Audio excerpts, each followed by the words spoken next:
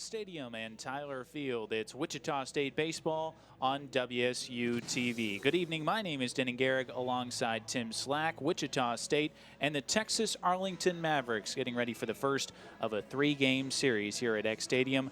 Tim, it is 71 degrees on March 9th with no wind in Wichita. Doesn't get much better than this. Ernie Banks used to say, let's play two. That sounds pretty appropriate tonight. Wichita State certainly happy to be home after a frustrating midweek loss to Oral Roberts in which they only recorded 3 hits. But one bright spot has been the pitching staff, and specifically their ability to rack up the strikeouts. 17 in just 8 innings on Wednesday really speaks to the kind of power arms that Todd Beller has available. Well, both the starting rotation and the bullpen has been really good in that regard. 110 strikeouts in 99 innings this year. But really, it's been the ability to get the strikeout when they've needed it. Even though they split the midweek series 1 game apiece, the Shockers still had some big strikeouts in big moments that really made you feel like they're pitching above expectations. Backing up that pitching staff is the return of shortstop Trey Vickers, who will be making his first start this evening.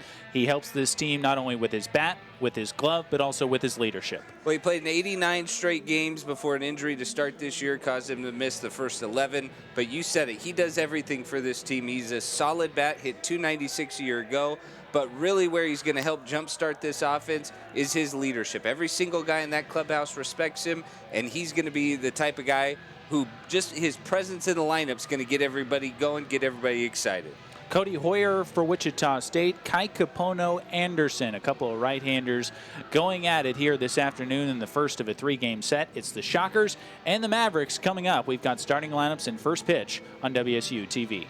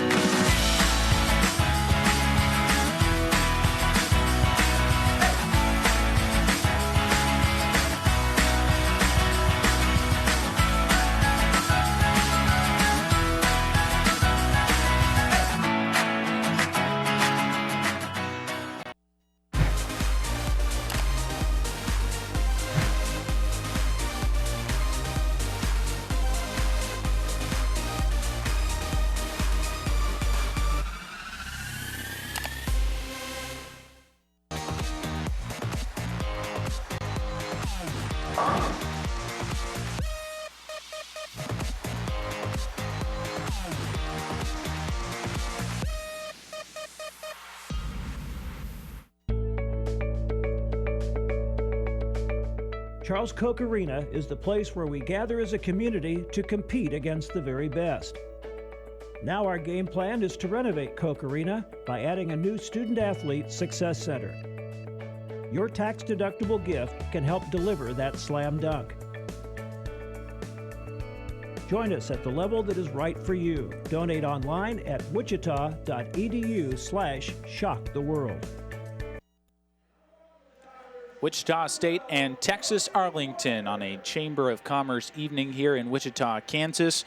Right-hander Cody Hoyer will be making his 4th start for the Shockers, and he'll be supported by this defensive unit around him. The Shocker defense has been very good this year, and they get Trey Vickers back and also make a couple other changes to the defensive alignment. Jacob Catsby will be in right field today. He'll get one of his first starts in the outfield of the season. Jordan Boyer was fantastic at shortstop, filling in for Trey Vickers. 45 chances, and he did not make a single error. He slides over to second base. Gets a chance to kind of fit back into his more natural position as a second baseman. There you see Boehm and O'Brien at the corners. They have been excellent with the bat and with the glove as well. The Texas Arlington Mavericks come in with a record of 4-6. Their starting lineup has struggled to swing the bat at times this year. Just a .242 team average and only 7 home runs combined for them, but a couple of guys to watch out for. Noah Vaughn and Christian Hawley in the middle. They go right, left, and provide a little bit of power. Darren Thomas has not changed the top 3 spots in his lineup, top 4 spots in his lineup until tonight, and they'll drop Omar Salinas up to the 2 spot. Noah Vaughn, who has been swinging it with power, falls down to the number 4 spot, but he's a guy, as you mentioned, that the Shockers have to be leery of. Right-hander Cody Hoyer, as we mentioned, making his 4th start, 6'4", 195 pounds. The junior from Windsor, Colorado. Tim, I think it's safe to say he has gotten a little bit better in each one of his 3 starts up to this point and capped it off with 6 shutout innings against Nebraska, one of the better starts that we've seen from him in his Shocker career. Yeah, we've seen a little bit of a stride, a little bit of a step up in every outing so far. And when we talk about power stuff, like we talked about at the top of the broadcast, he's a guy who illustrates that to a T. You see the strikeouts, 17 strikeouts in 16 innings. He does get a little wild hair up his nose every once in a while and will issue the free pass. But the power stuff, and he has been very good in the Friday night role for the Shockers thus far. Just about every Shocker pitcher on this staff recording the punch-outs at roughly 1 per inning or better, and Cody Hoyer no exception as he completes his warm-up tosses. And we are ready for baseball here at X Stadium, the first of a 3-game series. It will be Phil Berthume, the right fielder, to stand in to get us underway. The Mavericks wearing their all-gray road uniforms for this Friday night contest. Shockers donning the all-whites.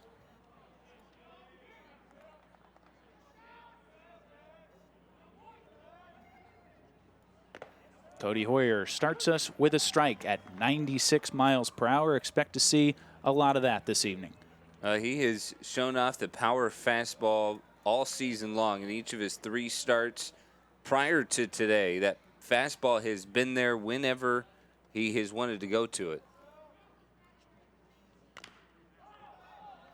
Berthume has gotten off to a very good start for Texas Arlington, albeit in some limited chances, hitting right at 500 entering play today, but on only 14 at-bats as this Mavericks lineup has looked for sources of offense. Yeah, they've had to shuffle it quite a bit because of some inconsistencies to start the year, but Darren Thomas, second winningest coach in Mavericks school history, he's a guy who has not been afraid to tinker with the lineup and find the right combination. Hoyer on 0-2. Runs a fastball up and inside. The trout line doesn't get any leather on it. It sails back to the screen. Perhaps a little effective wildness from Cody Hoyer to start. Just a bit high. There's 96 coming that close to my face in any direction. That is a concern. With movement. Is 1-2.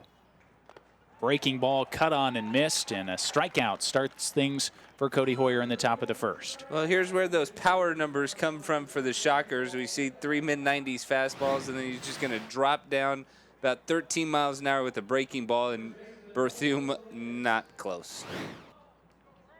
Hard to blame Berthume after 96 up and in. If you can throw a breaking ball anywhere close for a strike, you're going to have some success. Here's Salinas, left-hand hitting first baseman.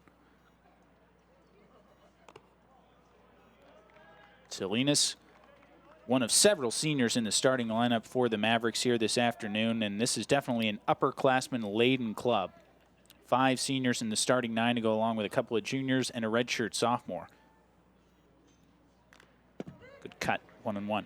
Certainly senior heavy at the top. Salinas, though, had been carrying a bulk of the cleanup duties to start the year through the first 10 games, and this is kind of the interesting thing. Even last year, he was kind of the power source. He was the guy in the middle of Darren Thomas's lineup. But maybe trying to jumpstart him a little bit. 278 is definitely respectable, but at the same time, Noah Vaughn has been swinging it very well. They let him kind of carry the middle of the order tonight. 11 home runs a year ago for Salinas. But what's interesting is that he had 10 of those after the start of conference play. So for a large portion of the season, the power numbers were not there for him last year, and he turned it on once the weather started to heat up. Does not have a home run yet this year. And Hoyer's falling behind him, 3 balls and a strike. Well, he's kind of got that traditional left-handed approach. Not a big guy by any stretch of the imagination, but at the same time, just a very competent hitter, knows his boundaries in the strike zone very well, and so far has been very patient. Doesn't really fit the profile of the big left-hand hitting first baseman DH, as he's behind on a fastball 3-2. Just 5'10", 200 pounds, but solidly built, and obviously swings the bat quite well. So they took a hack like the big power hitting first baseman there. I imagine Cody Hoyer will be challenging him here on 3-2. Did just that. 97. Fouled right back to the screen. That's power on power. That's cheese is what it is. I mean, that is a fastball that has life, a lot of late life. And see kind of the expression on Salinas' face there, just trying to gather himself, because that is a tough at bat when you know that the guy across from you is going to run it up into the upper 90s.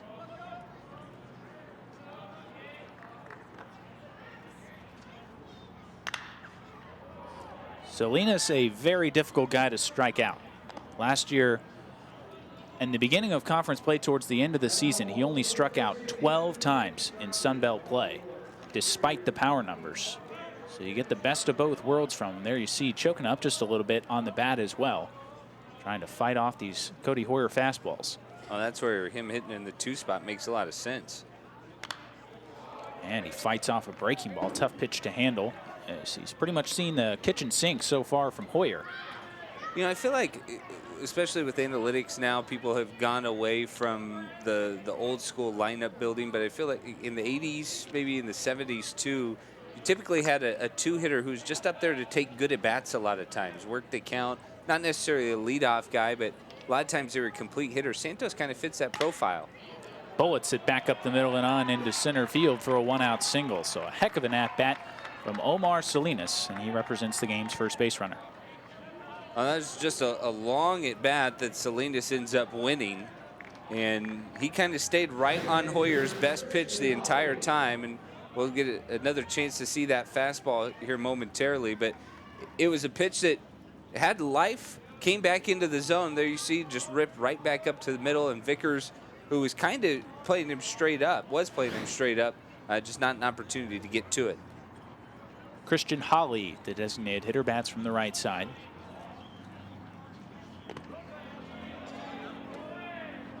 If there has been one qualm so far with Cody Hoyer through his first 3 starts, is that he has had problems with efficiency and has racked up some long pitch count innings that have inhibited his ability to go deep into ball games. And from your Friday night starter, ideally you'd like to go 6 or 7 at minimum just to set things up for the rest of the weekend.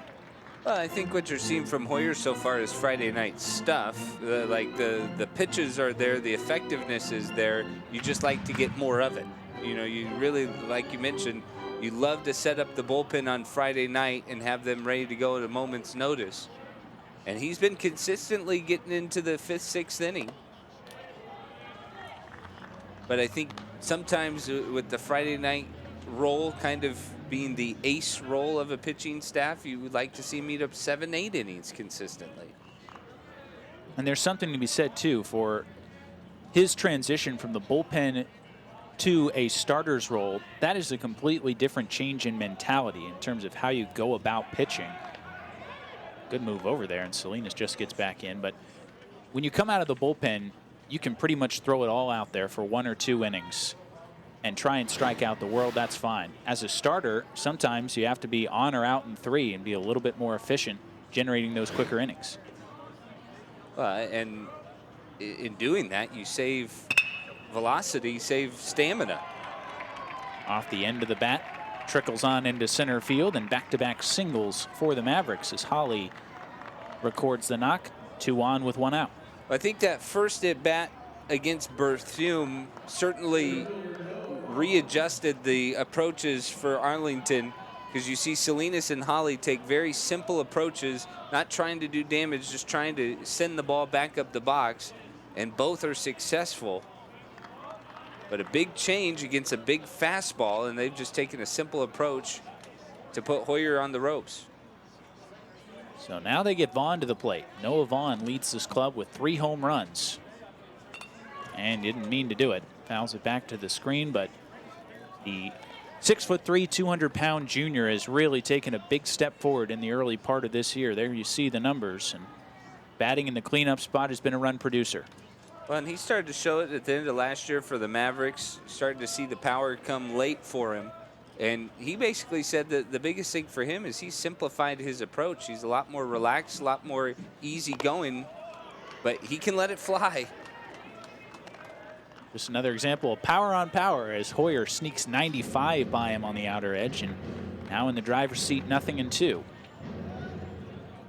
Started this inning with a strikeout, then back-to-back singles from Salinas and Holly.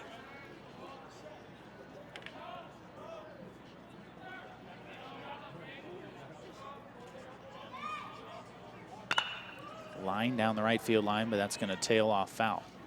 Kind of thought we might see a fastball there just because he was so far ahead of Vaughn, but Vaughn was expecting it and tried to arrive quite a bit earlier, hence the extreme pull on an 0-2 fastball that registered at 95 miles an hour. But I like the idea. Hoyer went to the breaking ball back against Berthume for the punch out, and then changing it up and trying to use the fastball as the strikeout pitch there. And he strikes him out. Fastball foul tipped into the mid of Troutwine, and Hoyer has sandwiched a couple of strikeouts around a couple base hits. Well, stayed with the hard stuff. Again, that was 94, and trusting the best pitch, which is that fastball. He teased the slider early, and Arlington has to respect it, and that allows him to even drop down a couple of miles an hour and still get the fastball by Vaughn. So our open regarding Wichita State pitchers and the strikeouts proving prophetic, as Hoyer has notched a couple here in the first, but he's got one more big out to get. That's the catcher, Will Olson. Off to a bit of a slow start this year, hitting right at 200, but a couple home runs and 5 RBI.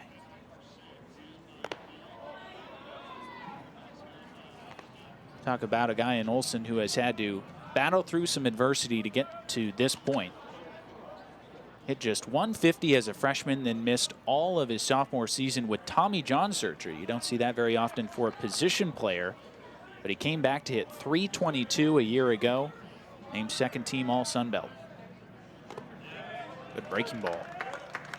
We see the right sleeve on the throwing arm of the catcher Olson. It is a tough thing for a catcher to rebound from because you're throwing all the time. And came back to have a good year throwing the baseball as well, not just with the bat. Threw out 8 runners. He lines it just over the glove of Boyer and on into right field. Salinas makes the turn at third. He's going to come to the plate and score without a throw. And Texas Arlington takes a 1-0 lead here in the first. Well, the Mavericks have been aggressive against Hoyer. They know that he's coming out with the hard stuff. And this is a great piece of hitting by Olson. Fastball middle in, and turns it just over the glove of Boyer. And the Mavericks have an early 1-0 lead. Holly goes first to third on that as well. And so men at the corners and 2 down. As Hoyer surrenders the 2-out run scoring hit, R.J. Williams will be the batter.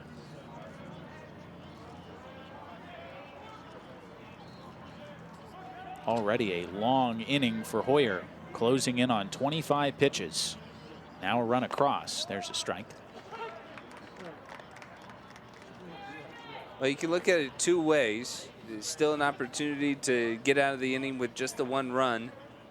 But at the same time, it is a pretty laborious inning for Hoyer. He's had to throw a lot of pitches. He's had to work hard. And it's something that has been kind of an Achilles heel so far. The numbers aren't bad in terms of runs allowed, but he's just had to throw a lot of pitches to get those outs. We'll see if he comes after Williams here. Down 0-2 after a good fastball breaking ball combination. And he did. Maybe got him to expand the fastball just a little bit. Fouls it off to the right side, now to play. Well, it's really plain to see early on that the Mavericks have been hunting out that fastball, kind of like big game hunting, looking for the best pitch that Hoyer has, and they're kind of laying off the breaking ball when they're able to. If it's not a 2-strike count. Weak tapper left side. Boehm cuts it off, throws on the run, and it's in time to get Williams and retired the side, but not before Texas Arlington strikes for a run. It's 1-0 Mavericks as we go to the bottom of the first on WSU TV.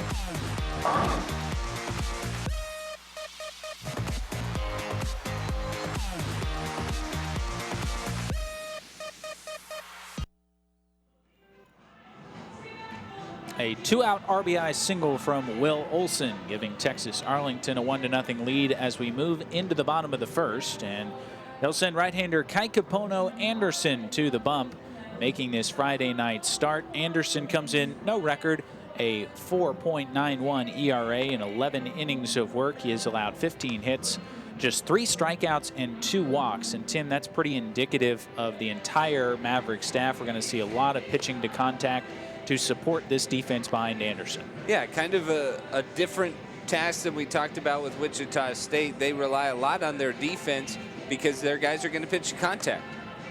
Wichita State sends out this starting lineup against Anderson, and there are a couple of changes to it, most notably at the top of the order where Travis Young slots into the leadoff spot. Of course, Trey Vickers is in the lineup as well, and Jacob Katzvey gets the start in replacing Dayton Dugas. We love Young's speed, given an opportunity to set the table in front of Genesta and Boehm. Mason O'Brien, haven't talked about him yet tonight. He had a fantastic series here at home last weekend against Nebraska, 7 for 12. He slots in the cleanup spot tonight. So Travis Young to get it going for Wichita State. He was 1 for 4 with a double in the Wednesday game against Oral Roberts, and home plate umpire Bill McGuire stepped out from behind home plate, and I think he was signaling to Anderson not to go to his mouth while he was on the rubber. This is a very veteran crew. I was going to say, we played so many cold weather games lately. I think pitchers are almost just used to going to the mouth in order to get a grip. But one of the most beautiful nights we've seen all year so far. Off the end of the bat from Young. This is going to be a tough play. On the run, just did get him by a step. Nice play by Williams, and Young is retired.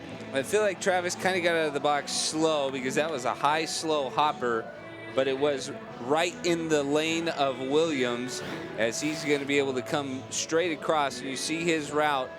He comes right at it. He gets the perfect hop, then he gets rid of it and beats Young by about a half a step. Good work by our camera crew there to capture Williams making the play on the run, and that's an important man to get with these two coming up, Grayson Genesta and Alec Boehm. Genesta 1 for 3 with a walk against Oral Roberts, but still hitting at .325, 4 home runs and 9 RBI through the first 11 games. He's still such a complete hitter. Still don't feel like he has kind of shown everything yet. Almost expecting him to just catch fire here in the next couple of weeks. But he has been very solid out of the gates for the Shockers. Certainly shown a lot of athleticism playing center field for Todd Butler. Swinging on 2-0, and he skies it into center field. No breeze to help it tonight, and Vaughn will retreat a couple steps and makes the catch. Last weekend, that's a home run. Tonight, that's just a pop out, a deep pop out at that. But early on, we're starting to see Kaikapono Anderson really just pitch to contact. You know, he's coming right at the Shocker hitters, and you feel like Wichita State, through 2 batters, has just missed it twice. Texas Arlington staff has only struck out 47 in 90 innings of work this year. They have walked 45, not a good ratio. And Anderson kind of embodies it, working in the strike zone quite a bit. His breaking ball works Alec Boehm off the plate, 1-0. Yeah, you can't state enough that this is kind of the opposite approach from that Arlington takes from what Wichita State does. That was a 66-mile-an-hour breaking ball. Shockers have a couple of those, but they're backed up with low 90s fastballs too, typically. Anderson comes back with a fastball of his own at 90 miles an hour, and Boehm foul tips it right into the mitt.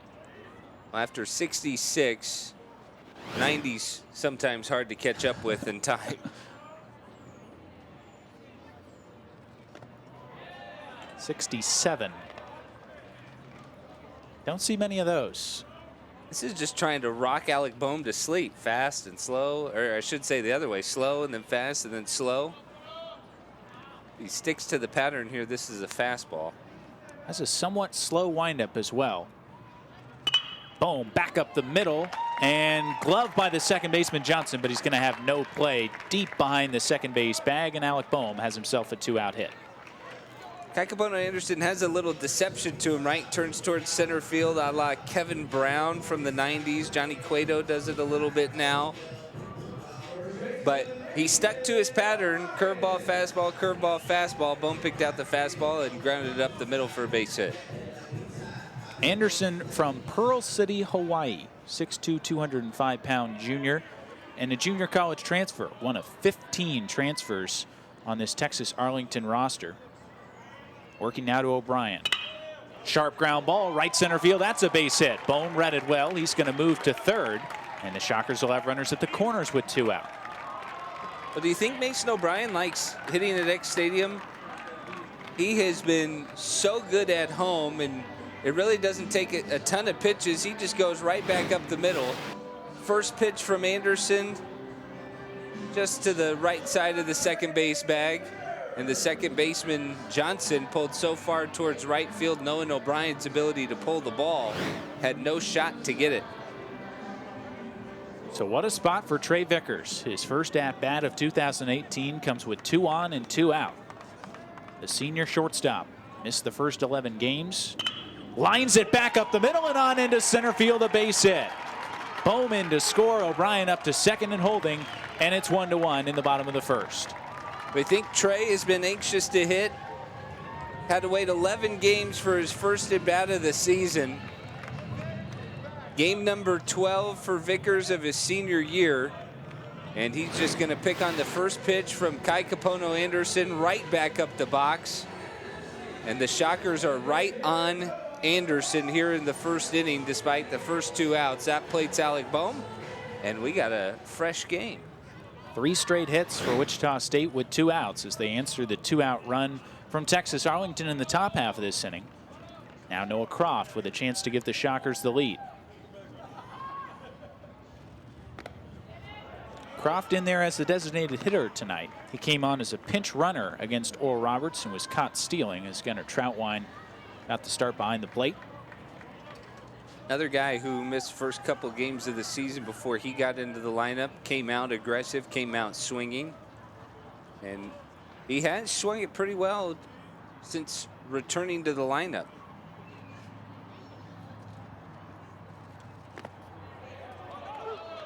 So we've seen a couple different speeds on the breaking ball from Kaikapono Anderson. That last one at 71 miles an hour, and then of course he has dropped in the really slow hook at 66 and 67. That might have been more of a slider or a slurve even, but he kind of slipped off the side of that. And he went right back to it. 3 pitches, and he strikes out Noah Croft to end the threat. But Wichita State mounts a 2-out rally and gets the RBI single from Trey Vickers. It's 1-1 heading to the second on WSU TV. Wichita State University is preparing today's students to become tomorrow's leaders. The Shock the World campaign is raising $25 million in private funds for a new home for the W. Frank Barton School on the Innovation Campus. Invest today in tomorrow's business leaders by calling 316-978-4076 or visit www.wichita.edu/shocktheworld.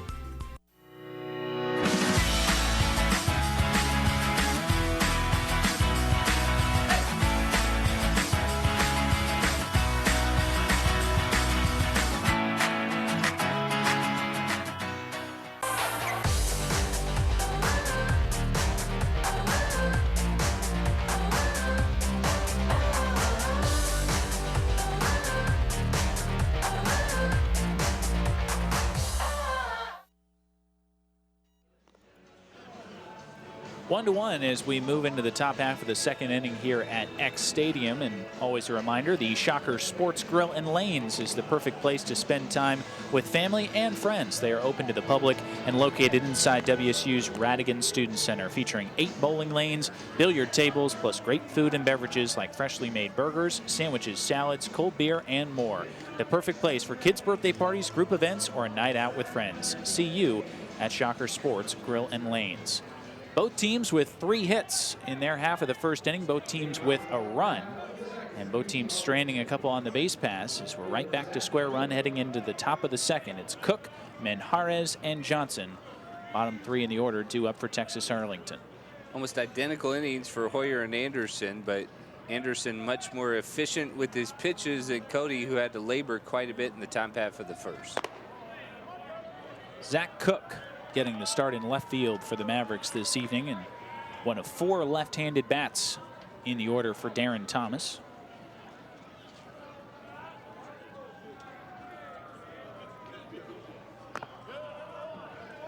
And you said it, Tim. Cody Hoyer could use a quick inning. Had to grind his way through 28 pitches in the first. And even the outs in which he recorded them via the strikeout had to battle at times. And this is the part of the order to get it. Thomas still tinkering with Arlington's lineup quite a bit. 2 guys under 200. 2 sophomores. Just a balance of, this is the part of the order. If you need a refresher, if you need a breather, this is where Hoyer's got to come out and get it.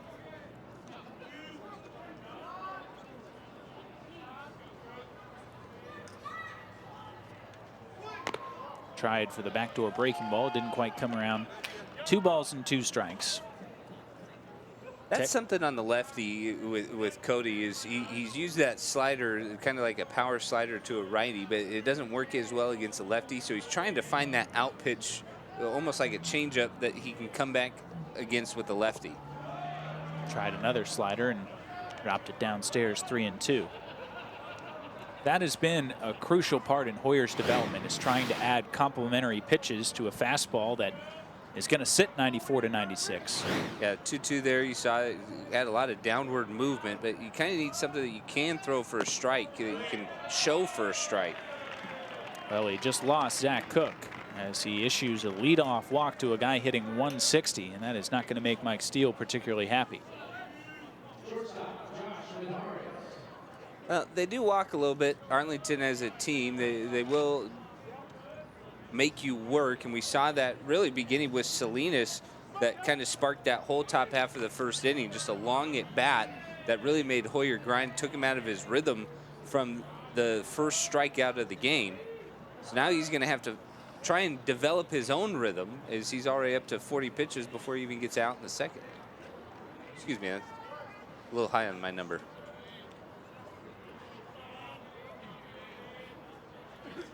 Josh Minjarez, the shortstop, takes downstairs for ball 1. 289, a home run, and 7 RBI for Minjarez, who missed almost all of last season after starting the year as the opening day shortstop for the Mavericks. And his departure forced quite a bit of shuffling in the defensive alignment. There's a breaking ball from Hoyer. They even things up at a ball and a strike, and that is always been kind of a hallmark of these Darren Thomas teams, is that he has a bunch of different guys who can play a bunch of different defensive positions and just kind of shuffles them.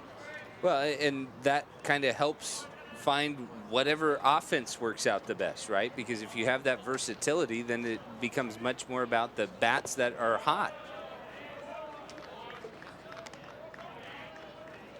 Think about some of the guys who have come through, especially the outfielders that have left Arlington and gone on to major league careers. Think about Michael Choice and Hunter Pence. Both guys who are versatile and bounced around the outfield, especially when they were young in the minor league systems. And I think that's a quality that translates pretty well when you're teaching these guys to play 2 or 3 positions every year. When Minjarez went out, it forced Salinas to move from designated hitter to first base, and it forced a couple of other changes as well. R.J. Williams moved from center field to third. Runner on the move. Bouncer to the right side. Boyer on an in-between hop, couldn't glove it. And that's going to allow Cook to go first to third as Texas Arlington puts the hit and run on. And they're going to have runners at the corners to show for it. Well, just a high bounding ball that Boyer was headed towards second. He felt like he had to hurry, and he ends up getting a tough hop. You see how high that one gets up there. He tries to pick on the short hop, and ultimately that's going to go as a hit, and that's going to put Hoyer in a very tough spot here in the second. You see the hesitation coming around second base by Cook, and as soon as that ball kicked off Boyer, he knew he could cruise to third. Well, good job by Minjarez. That's what you're supposed to do on a hit and run. Put it on the ground to the right side. Anything else is gravy. The Mavericks now threatening once again in the second, as Easton Johnson will have a chance to give the Mavericks the lead. You know, they've taken a really simple approach against Cody Hoyer first time through the lineup. They have gone after mostly the fastball, but it's just been a pretty simple contact approach. Everybody's just looking to put the ball in play. Johnson, 167, no home runs, 4 RBI coming in. Another one of those extremely versatile infielders that Darren Thomas has available to him, getting the start at second base tonight. Yeah, he's versatile, and he kind of found his way at the Division III level, worked his way into the lineup there. Into right field, Catsby's going to drift back and make the catch just in fair territory. Tagging at third and coming in to score is Cook. And it's 2-1 Texas Arlington here in the second. Well, give credit to the bottom third of this lineup for Texas Arlington, because they have taken 3 very good at-bats, played textbook baseball. After Cook drew the walk, Minharis the infield hit, and then Johnson does a great job, gets the ball in the air, and it's definitely deep enough to score Cook. And Cook, an easy tag. That's 75% effort on the way home. So a run in each half inning so far for Arlington, and still threatening with a man aboard at first and 1 out as we head back to the top of the order for Berthume. Struck out swinging his first time up.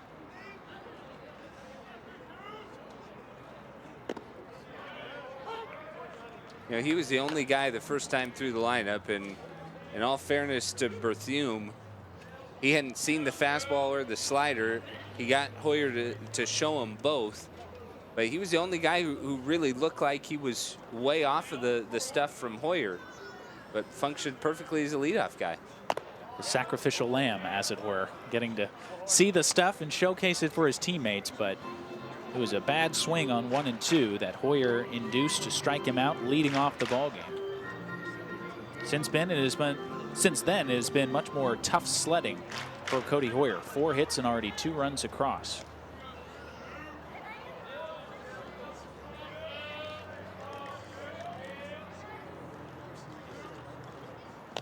Got him to chase. And Berthume not having good luck on the Cody Hoyer breaking ball right now. We're going to see another look at the pitch, or at least the approach, and just able to get Berthume on his front foot, chasing the ball well out of the zone. Good pitch. And Hara is on at first base. No stolen base attempts so far this year.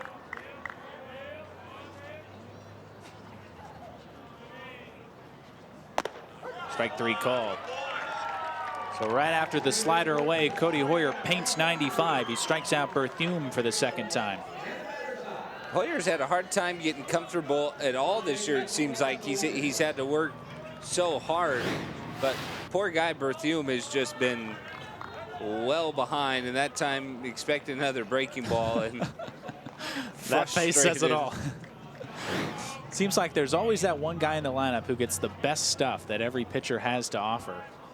And poor Phil Berthume might be that gentleman tonight. Swing and a miss by Salinas. This was the guy who kind of turned around that first inning.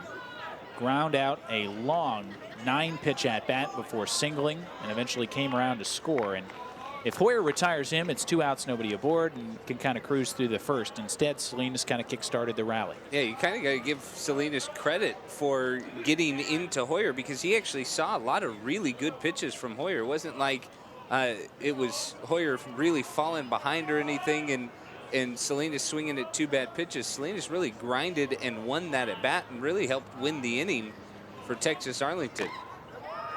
And Hoyer has jumped ahead of him 0-2. We'll see if Cody can find the put-away pitch as he tries to make his way through the second. It's been another lengthy pitch inning. There you see already up to 46 to record just 5 outs.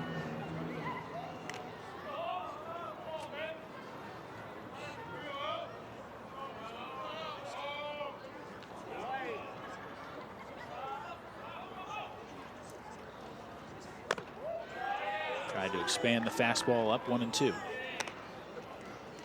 Well, we've seen here in the second that Cody has taken a couple miles an hour off of the fastball. He's dropped down kind of 93, 94. but he's been pitching with a lot more control, and I think that has been a little bit of an edge to get ahead thus far. Now he's looking for the put-away pitch. We'll see what they go to. Foul back to the screen by Salinas. You mentioned Hunter Pence earlier as one of the notable alums from this Texas Arlington program, and Salinas actually broke his high school record at Arlington High School with his senior season. He had 475 there, then moved on to Hill College, where he was a junior college All-American before arriving in Arlington. He has hit everywhere he's gone. Breaking ball just stayed up. Just high, just off the plate. We'll get a second look. Up and away, and it just doesn't quite come back. Troutwine's such a good receiver, though. Sure does make you feel like Hoyer should have got that call.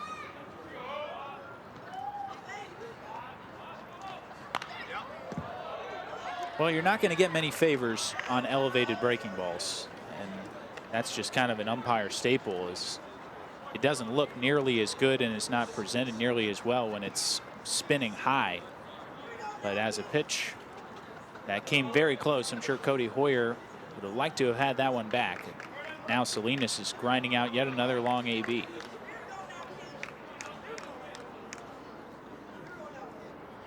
Two again. This is going to be a battle as Salinas fighting off everything that Cody Hoyer has to offer. You know, one thing that opponents have always shown against Hoyer, especially the first 3 starts for him, is guys never really look super comfortable in digging in, even if they're able to take some pitches, because sometimes you don't know where the ball is going to go. You got to tip your cap to Salinas. He looks like the most comfortable guy. Looks like he's just missing a soda and a lounge chair to relax in the box. Runner on the move, and Salinas pops it up into shallow right center. Jacob Katzvey settles under it and puts it away to retire the side. Easton Johnson's sacrifice fly gives Texas Arlington a 2-1 lead as we move to the bottom of the second on WSU TV.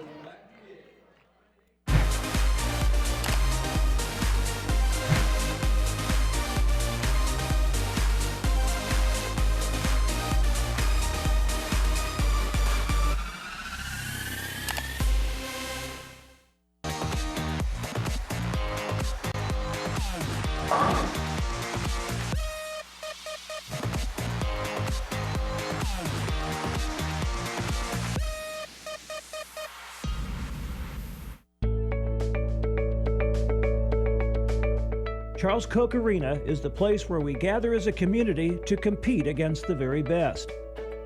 Now our game plan is to renovate Koch Arena by adding a new student-athlete success center. Your tax-deductible gift can help deliver that slam dunk. Join us at the level that is right for you. Donate online at wichita.edu/shocktheworld. 2-1, Texas Arlington leads as we move into the bottom of the second on a gorgeous evening in Wichita, Kansas here at X Stadium. The first of a 3-game series between the Shockers and the Mavericks. It will be Jacob Katzvey, Gunnar Troutwine, Jordan Boyer, 7, 8, 9. Coming to the plate against Kai Capono Anderson, who allowed a run on 3 consecutive 2-out singles in the first.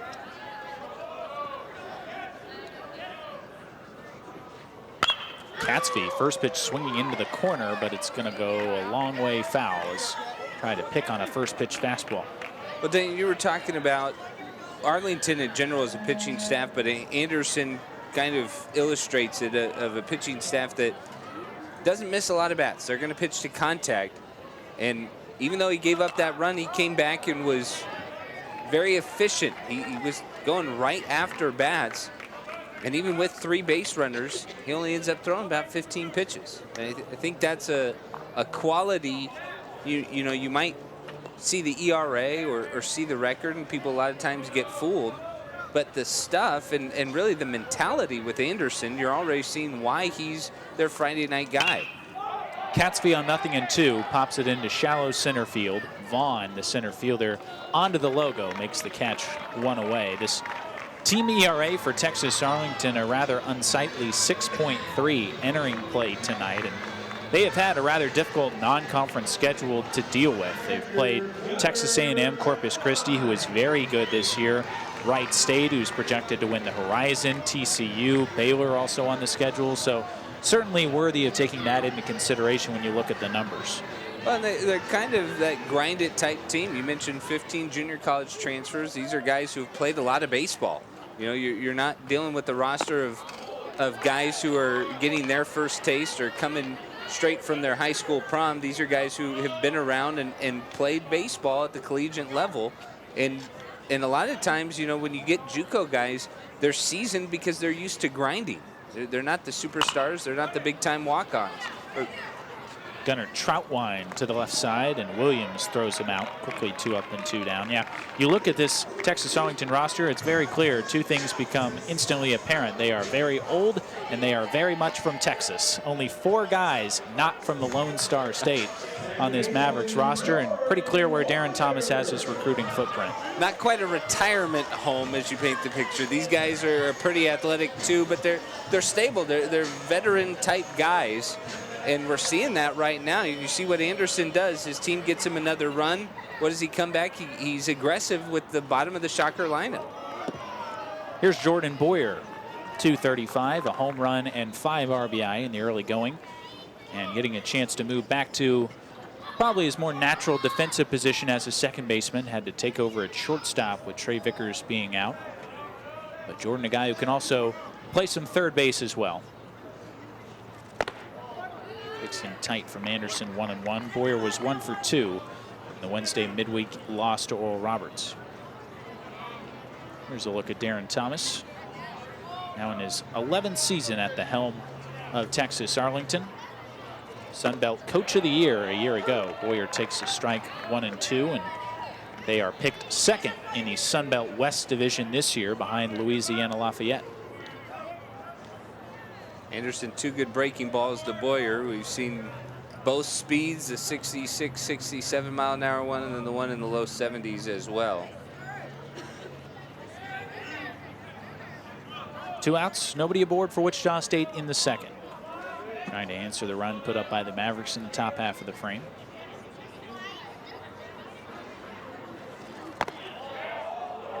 Ty Capono Anderson runs it up to 92 miles an hour and just missed the outside edge. 2-2.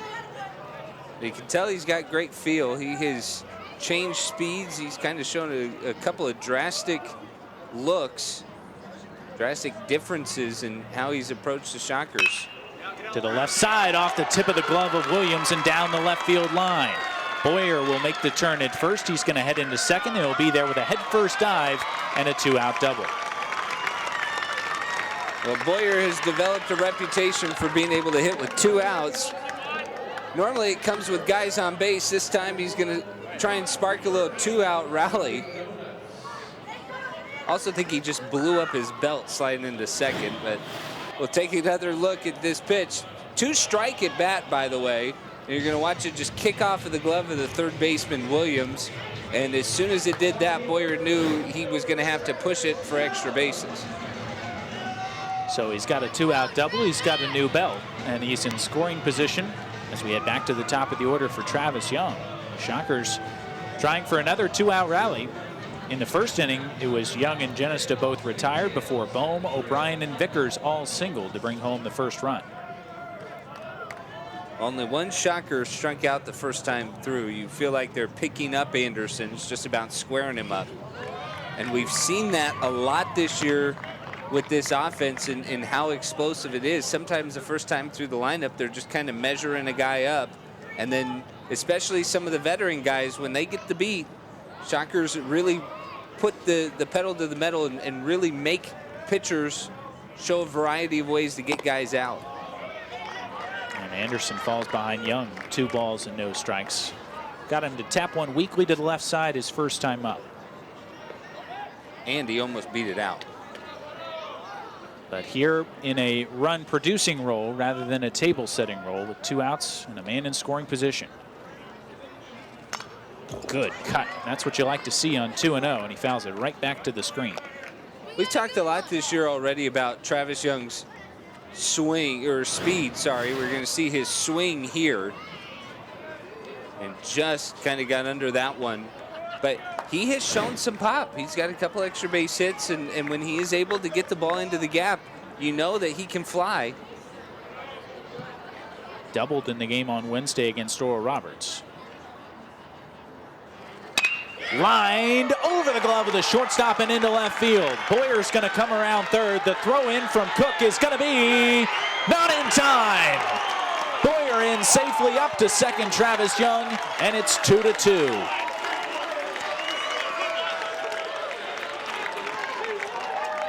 Well, Cook has a fantastic arm, and that was something we might have neglected to tell you at the beginning of the game. This is a 2-out hit, so Boyer's going all the way, and Sammy Esposito waving him all around. This is an excellent throw.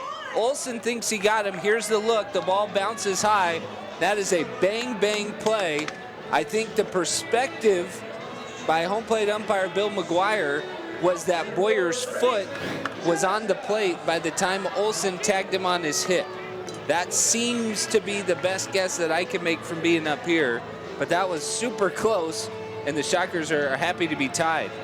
Would love to get a slow-mo look at that after the first pitch to Genesta, who now bats with Young in scoring position. Anderson's first, drops down and in. 1 ball and no strikes. Here's a second look at it as Boyer comes to the plate and Olsen tries to put the tag down on him. Hard to say where the contact was. Well, you see how high the tag was, and you know that the first thing that's touching the plate for Boyer is his foot. So that's a tough thing for a catcher. What you're trying to do, right, is especially if the ball beats the runner, you want to tag him on the foot so it's very clear that the runner slides into the glove. The higher up you tag the runner, the more you're giving the umpire to look at, and the wider of an angle it is. That was bang bang too. That was as close as it gets. But bottom line, Wichita State with 2-out magic in the first and now the second innings have tied this game right back up at 2, and Grayson Genesta a chance to give them their first lead. He flew out to deep center field his first time up.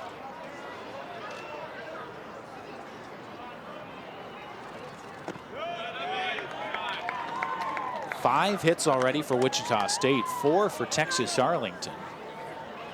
Typically, you're not going to see 9 hits through 2 on a Friday night anywhere, but these two offenses swinging it well early.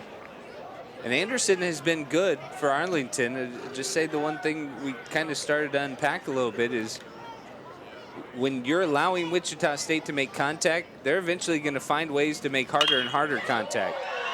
Inside out by Genesta, didn't quite strike it well, and it's going to hang up there for Cook in left, who puts it away and puts the Shockers away, but not before Travis Young delivers a 2-out RBI knock and ties it up at 2. Moving to the third on WSU TV.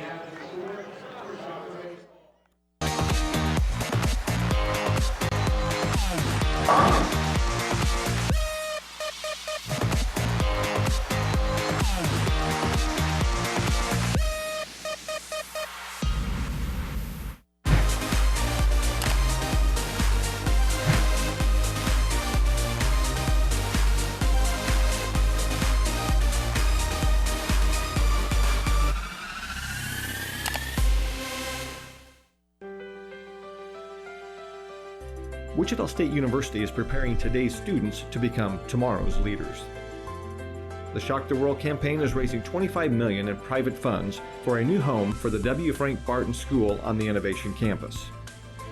Invest today in tomorrow's business leaders by calling 316-978-4076 or visit www.wichita.edu/shocktheworld.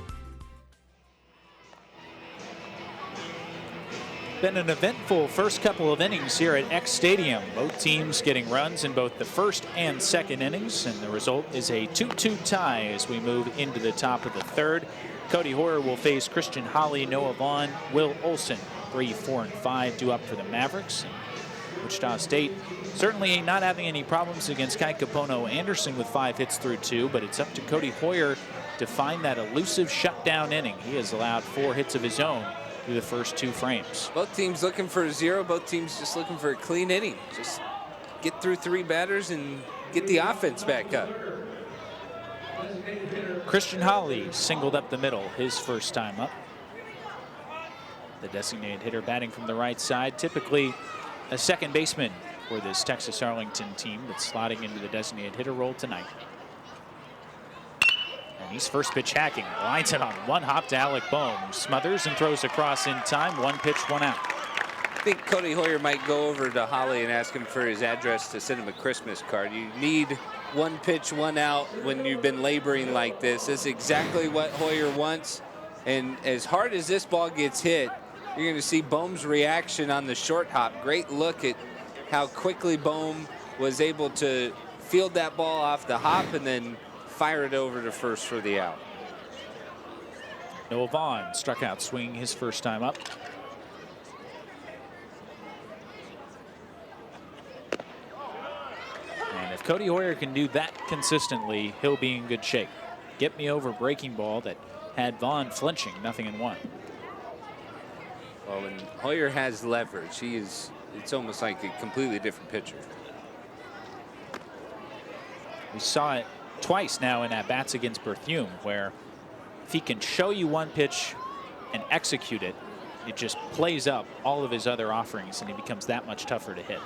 I think 93 to 97 is tough enough on its own. Already hard, yeah. You're already fighting uphill, and then if he's dropping that in at the knees, you're in trouble. Yeah, you add the multiple choice component to it, and it just becomes unfair.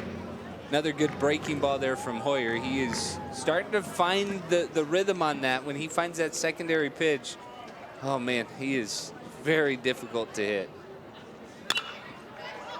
Battling off a fastball is Vaughn, 1-2, and he is almost a 2-pitch starter. He really doesn't throw a whole lot of changeups. He's been trying to work it into the repertoire, but it is mostly fastball slider from him, even against left-handed hitters. Yeah, you kind of get 2 looks at the fastball. You have the 4-seam, which is a little straighter, and then the 2-seam that he'll let run a little bit more. But at the same time, you're exactly right. It's fastball slider.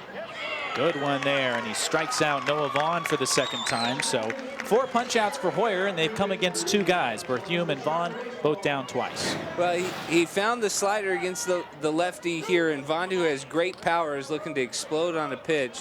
And I'm sorry, that might have backed up a little bit. That had a lot of downward movement. Might have even been the changeup. Looked like it had very good fading action away from the left-hand bat, and Cody Hoyer 1 out away from a 1-2-3 inning. We haven't seen anything close to it so far tonight, but he has to get through Will Olson. High drive into center, but Grayson Jennis is going to have a beat on it, and Cody Hoyer, 1-2-3, sets down the Mavericks in the third. To the home half we go, still 2-2 on WSU TV.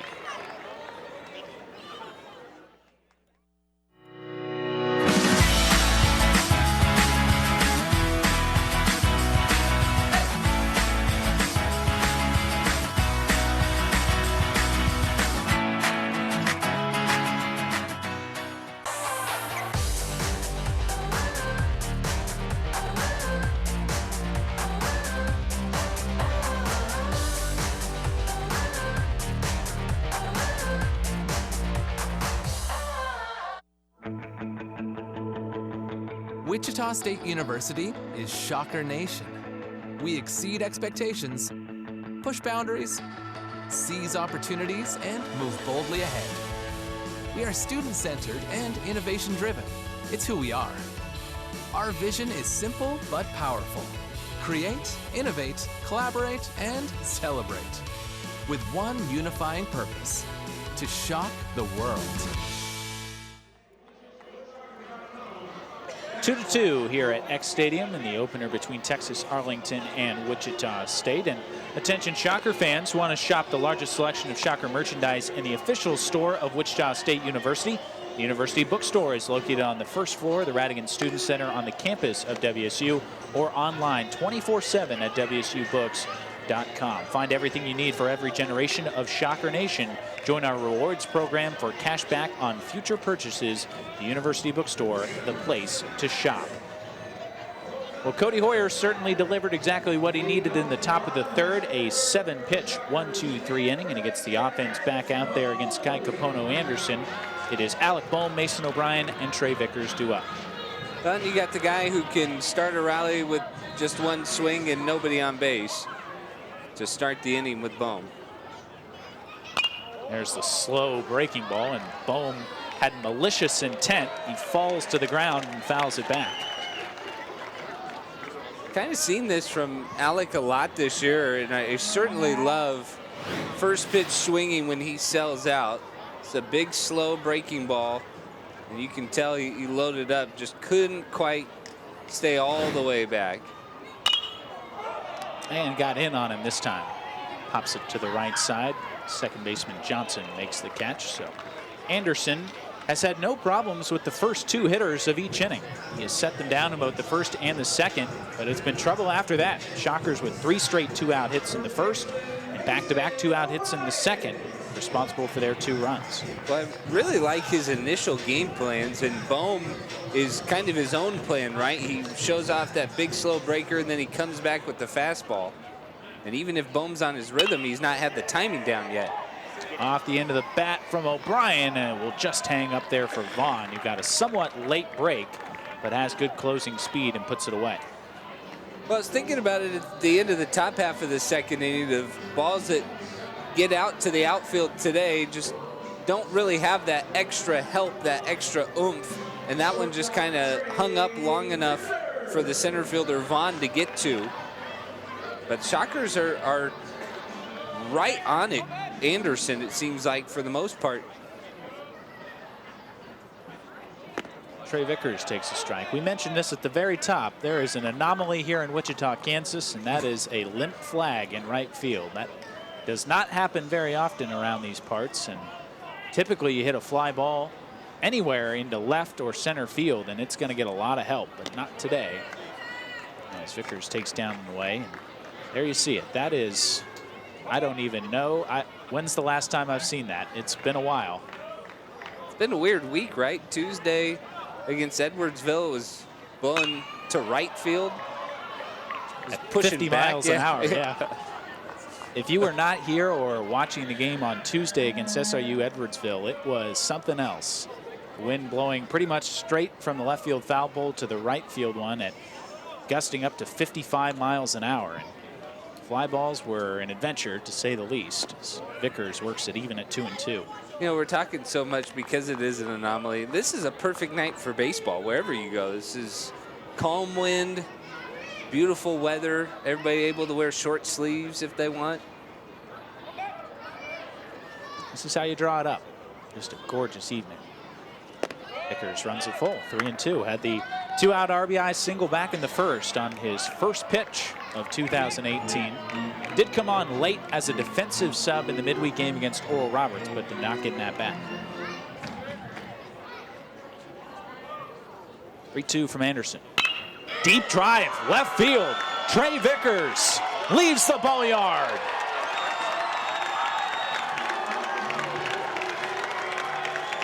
Welcome back, Trey Vickers. His first home run of the season, and it's 3-2 Wichita State.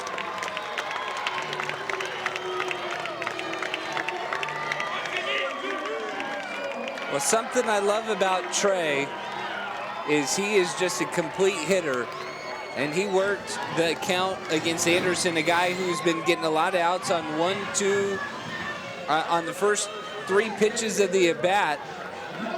But Vickers can also turn on you and turn a fastball around. And that time, as Anderson tried to get in on him, Vickers just completely unloaded.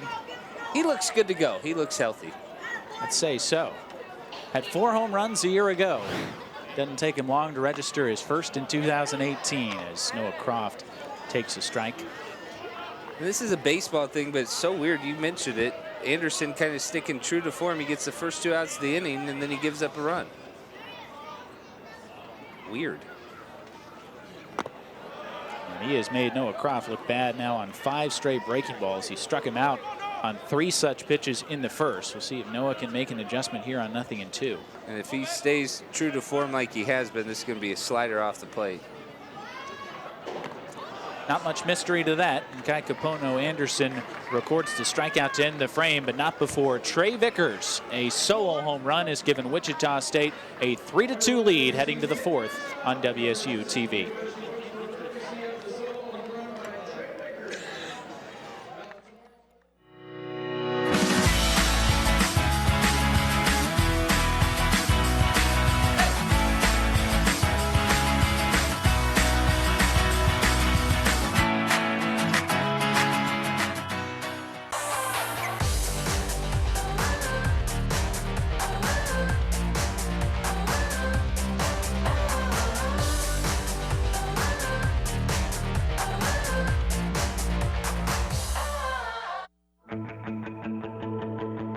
Wichita State University is Shocker Nation. We exceed expectations, push boundaries, seize opportunities, and move boldly ahead. We are student-centered and innovation-driven. It's who we are. Our vision is simple but powerful. Create, innovate, collaborate, and celebrate. With one unifying purpose: to shock the world. A long solo home run from Trey Vickers, giving Wichita State a 3-2 lead as we move into the top of the fourth inning.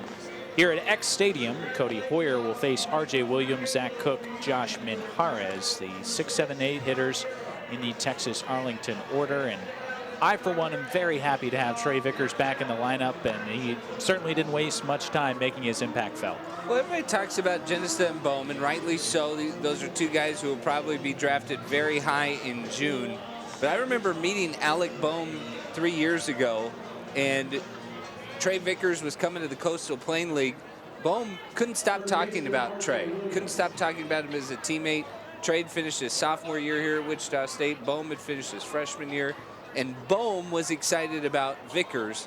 And that's just kind of the guy that Trey is. And you can bet with all the attention that is on the two big guys at the top of the lineup, Boehm and Genesta, that you have a guy like Trey Vickers. He's going to do some damage as well this year, and that's a big boost to this lineup. Everybody's happy to have him back. R.J. Williams bounced to Alec Boehm his first time up. Ball and strike to count to him. Boehm and Vickers not the only two guys with Coastal Plains League experience in the ball game here tonight. Christian Holly, the designated hitter for Texas Arlington, was a Coastal Plains League All-Star a year ago. One of the premier summer collegiate leagues in the country. There's a good fastball for a strike from Hoyer, and had a little movement on it as well, 1-2. Should mention as well, the Wichita State basketball team in action. They are up 42-36, just getting underway in the second half against the Temple Owls in the American Athletic Conference tournament. Bouncer down to third base. Boom, 1 out.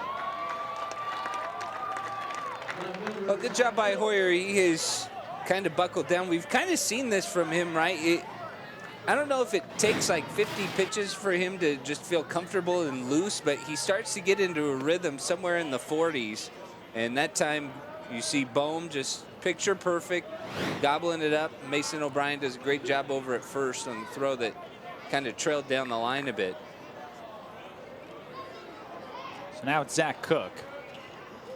Drew a walk and came around to score his first time up, and this was the at-bat I think that Hoyer will really be kicking himself for, as he had Cook down in the count 1-2, lost him on 3 straight out of the zone, and it sparked a Texas Arlington scoring rally in the second.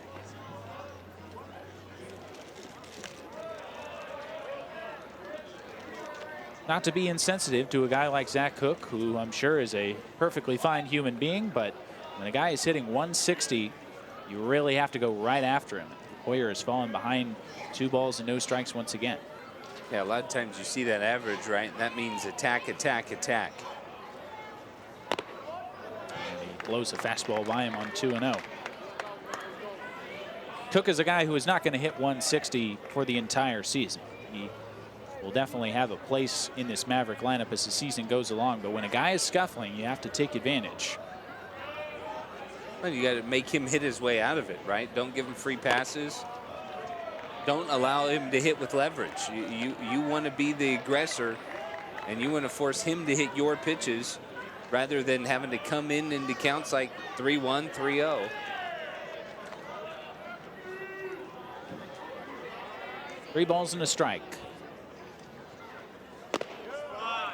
what you want to do. Good spot with a fastball from Hoyer. Looked like he took a little off at 88, but he runs it full.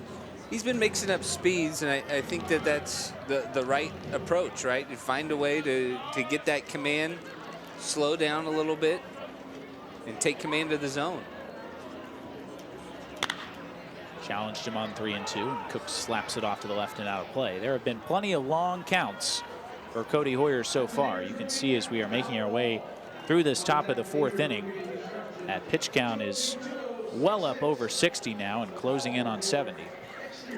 Well, that's a side effect of power pitching, you know, even when it's on, when it's at its best, is you're going to have to throw at least 3 pitches to get the strikeout. A lot of times that means 4 or 5 pitches in a bat.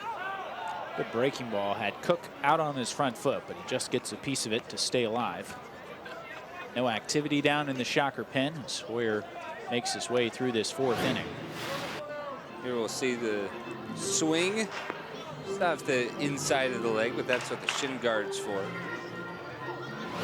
I tell you, that's sometimes why it seems like it takes power pitchers longer to develop, because you're not just learning how to pitch, you're learning how to use the setup pitches effectively.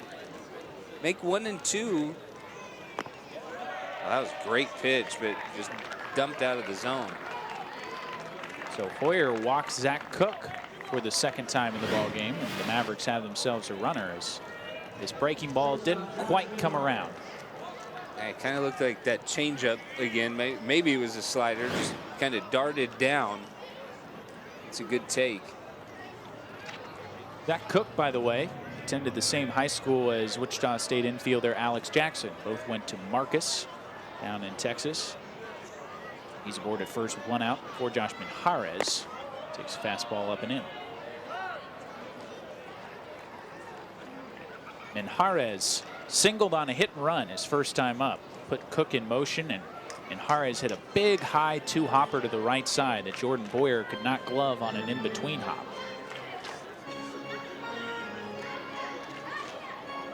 Well, pesky at bats so far today from the Mavericks. Finishing up the 2nd time through the lineup, and they have not really given Hoyer anything. Haven't expanded the zone too much. They haven't chased too often today. Left side on a hop, Vickers, second base 1, and Boyer couldn't get it out of the glove.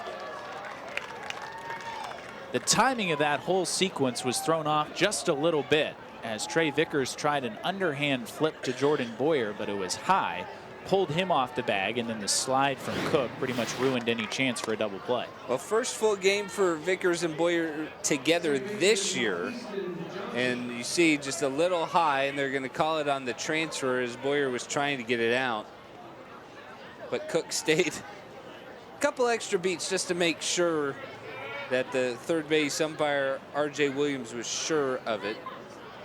Excuse me, Ben Harlow was sure of it. First pitch high to Easton Johnson, who drove home a run with a sacrifice fly his first time up. It's not all about shaking off the rust with the bat. Trey Vickers will have to do the same with the glove. And he is 100%. Maybe Wichita State's best all-around defender.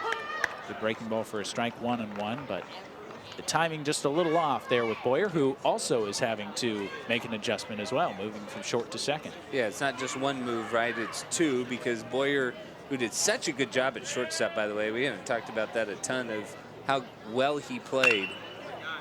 Boehm to the backhand, sets his feet, throws across, and Cody Hoyer throws up another 0 here in the top of the 4th. To the home half we go. It's 3-2 Wichita State on WSU TV. Introducing Dunkin's new cold brew coffee, steeped slowly in cold water for small batches with an ultra smooth, full-bodied flavor. Discover the craft of cold brew today and keep on. America runs on Dunkin'.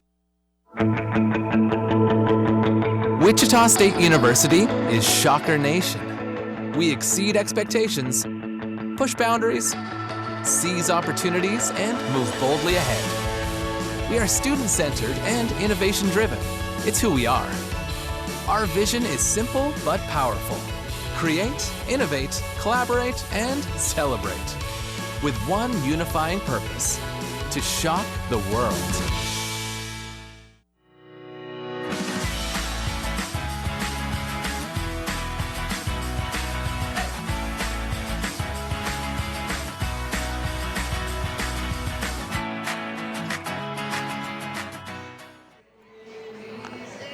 Well, it's been a somewhat unorthodox offensive formula for Wichita State through the first 3 innings. They have had their first 2 hitters retired in each frame and then have delivered a 2-out run in each. It was 3 singles in the first, 2 doubles in the second, or a single and advancing to second on the throw, and then a home run with 2 outs from Trey Vickers in the third has given Wichita State a 3-2 lead. It's Catsby, Troutwine, Boyer, 7, 8, 9 coming to the plate here in the fourth. And as you alluded to, Denny, you can tell the swings are becoming a little bit harder every time through the lineup for the Shockers. First inning was about the 2-out singles, second inning was about the 2-out doubles, and then the third inning becomes about the home run. More and more aggressiveness from Wichita State. Catsby, a little flare, shallow right field, and that's going to find green turf. Heading for second, Catsby's going to be in there with a head-first slide. I wanted to highlight it on the fly ball, the pop out back in the second inning, that Catsby was hustling out of the box and wound up at second by the time the center fielder Vaughn caught it. Same hustle, different result. This ball right in the middle of that triangle, and the smaller the triangle gets, the more measured that ball is, and Catsby was digging hard all the way. That's what you showed the youngsters right there. Hustle the entire way, and you get rewarded. And Jacob Catsby broke a belt, so that's 2 belts down in the fourth inning already. You got gravel in front of the second base bag or what? Keeping the equipment managers busy. Gunnar Troutwine through the left side. Catsby heading to third will get the stop sign, as you don't want to test the arm of Cook. He has shown it off already, but runners at the corners and nobody out for Wichita State. So I know the soft double by Catsby doesn't necessarily prove the point, but the Shockers are starting to square up Anderson, and everybody's coming out aggressive 1 through 9 right now. Big hole through the left side, shortstop pitch towards second. Troutwine, you can drive a bus through that hole. But as you mentioned, Cook has a cannon out there. Going to be wise to go station to station in front of him. If you get it into a gap, maybe you can take an extra base. 8 hits already for Wichita State, with nobody out in the fourth. And Jordan Boyer doubled his first time up. First pitch hacking, a late swing, sprays it foul. Well, other than to Boehm, Anderson hasn't really shown that big breaking ball. I guess you could put Noah Croft in there. He's seen about 6 sliders and curveballs from Kai Capono Anderson. But other than that, that fastball, it plays differently without the big slow breaking ball. And the Shockers, when they see it, are letting loose. Left side base hit. Jordan Boyer an RBI single, and it's 4-2 Wichita State. Well, that was the slider, and Boyer stayed back on it and ripped it right through the left spot, very similar spot to where Troutwine just drove it through. But Anderson's not missing bats, and the Shockers are getting more and more comfortable at the plate. And that's a recipe for a big inning. So the Shockers with single runs in each of the first 4 innings, and that is gotten some activity cooking down the left field line as the Texas Arlington bullpen begins to work and prompts a visit to the mound from pitching coach John Wendt, as Texas Arlington rotation, which has battled some inconsistency to say the least this year, running into more trouble in the fourth. I feel like the only message you could be delivering to your starter right now is you got to be more fine with locations. This is a guy who, you know, as we said from the beginning, you mentioned it, Denning, he's not going to miss a lot of bats as you get a look at the reliever for UT Arlington. It's Jordan West, who is beginning to loosen, and loosen in a hurry. As Kai Capono Anderson not really fooling anybody here in the fourth. Back to the top of the order, and Travis Young singled home a run his last time up.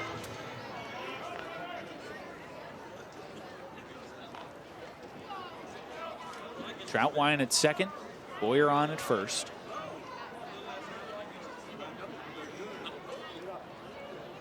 Young is bunting, and he bunts it right out in front of home plate, and he hit it in the batter's box. So foul ball. And that's going to get Darren Thomas out of the dugout. He wants to ask home plate umpire Bill McGuire if Young was in the box when he made contact with it. Looks like he was. Yeah, that's a great call, but Darren Thomas wants to double check. It did look, especially with Young's quickness, how quick he got out of the box there. It did look like it might have hit him out in front of the plate. We'll get one more look at it again. We're just going to see the contact. Still in the box as it hits him right above the belt. Good look, good call. Didn't really look like a bunt for a sacrifice. We'll see if it is still on here on 0-1. It is, and it kind of pops it up to the left side. It's fielded on a bounce, only play to first, and it's way late. Williams took a split second to look elsewhere, and against Travis Young, you can't do it. Well, that was a mirage for R.J. Williams because he thought he got to that ball quickly enough that he was going to have a shot to roll two. But Boyer got a pretty good jump, and by the time Williams fields it, he doesn't have a play, and that's all you have to give Travis Young for him to be able to leg it out. So not an ideal situation for Texas Arlington. Bases loaded, nobody out, and Grayson Genista to the plate. Genista 0 for 2 is flown out to center and to left. Big, slow off-speed pitch had him out in front, 0-1. I think you know what Grayson's thinking right now. He was looking to drive something, and I think he was looking for the fastball to hunt. But this has been a situation the Shockers have faced successfully a lot already this year. I'd be a little surprised if Genista gets anything hard and straight in the course of this at-bat. He has seen nothing but off-speed pitches through the first two ABs, and a couple breaking balls to start him here in the fourth. But here's the problem. It's not like you want to take your chances with the guy on deck. Nowhere to put him. 1-1. There was the fastball, and Genista had a good swing, 1-2. And that was one of the better fastballs from Anderson. He's kind of topped out about 91 today. That was 90. But he's sit mostly around 88 to 89 with the fastball. It's been backed up by that really slow breaking ball. Now with leverage, wouldn't be surprised to see another breaking ball. Shockers have already tied the season high in runs allowed by Anderson in the start. He allowed 4 in his last outing against Wright State, though only 3 were earned. Just tapped foul by Genista, still 1-2. That was the slider. That was the one he tried to get in a little bit more on the hands. And Anderson has changed speeds a lot today. It was an interesting matchup with Genista in terms of he's been willing to let Genista get under balls. Not the situation to allow him to do that, though. Sliced down the left field line. It is fair. And gone. A grand slam for Grayson Genista. Just did get out of here off the bottom of the foul pole. And Wichita State at it again with the grand slams. It's 8-2. Well, I guess if we get enough of these, we're going to see everything that you could possibly see. This is opposite field, 2 strikes, and this ball just cutting, doesn't get pushed foul. It stays right on the line and right on the foul pole. Wow. And that is going to be all for Kai Kapono Anderson as the move has been made. We'll tell you about the new Texas Arlington arm when we come back. It is 8-2 Wichita State on WSU TV.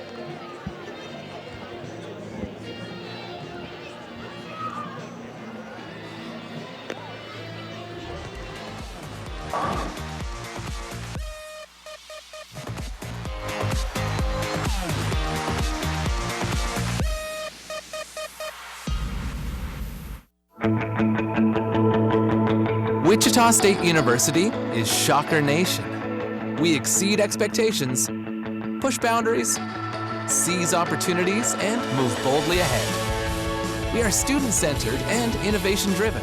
It's who we are. Our vision is simple but powerful. Create, innovate, collaborate, and celebrate. With one unifying purpose: to shock the world.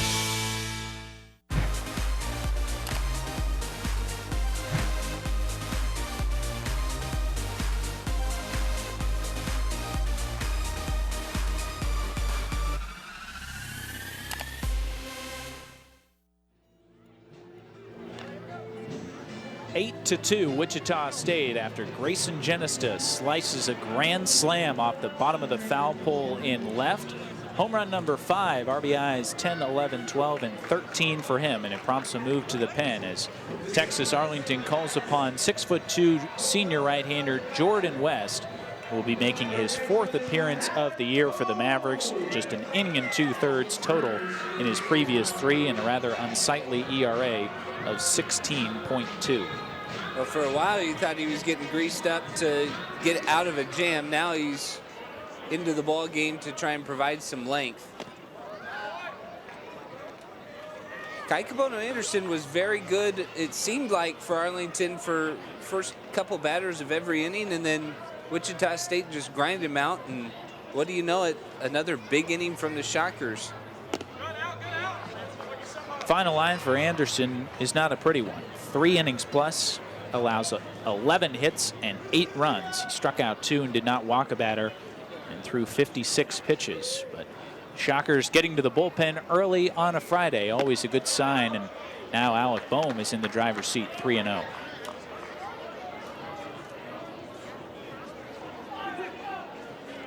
Boehm against Anderson was 1 for 2 with a single and a run scored and a pop out to second. And he draws 4-pitch walk as Jordan West, not the way you want to enter out of the bullpen, not coming particularly close in 4 offerings to Boehm. Well, it's a tough rhythm, and West, who's kind of looking for a bounce back outing, comes in, and he didn't really seem like he wanted a piece of Alec Boehm altogether.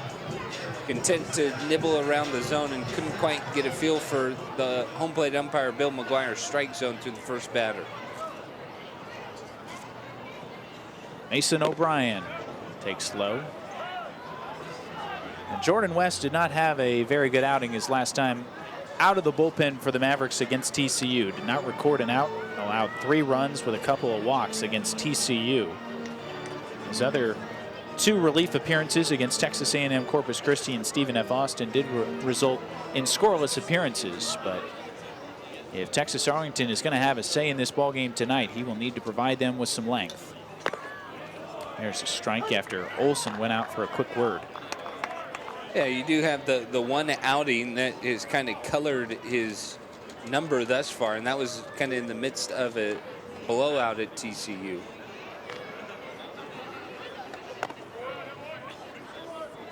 As we mentioned, this Texas Arlington team off to a 4-6 start this year, but we're 30-25 a year ago. They set a program record with 20 conference wins and won the Sun Belt West Division. 2-2 now to O'Brien, who has singled and flown out to center. Bit of a disappointing conference tournament for the Mavericks last year. They were eliminated by Arkansas State in the first round. Saw their season come to a close. But a lot of upperclassmen back for head coach Darren Thomas. 3-2 to O'Brien. This is a hairy situation, even without anybody on. His game has opened up, and once again, the Shockers offense has just been impressive. I mean, think about Genista's at bat there. Kind of seeing him be a lot more patient. That's sliced down the left field line, and that's going to fall in for a base hit. Boehm read it well. He's going to go to third. He's going to get the wave around as it was misplayed in left field by Cook, and it's 9-2 Shockers. Another good piece of hitting by Mason O'Brien as he goes the opposite way. Kind of a similar swing to what we saw with Genista. Doesn't quite barrel it up, though. And Alec Boehm on first gets a great read. He knows this ball's going to drop right off the bat. And even though Cook tries to deke with the glove up, this ball spins on him. And as soon as it does that, that's the error that they're going to throw up on the scoreboard. That allows Boehm to come around and score.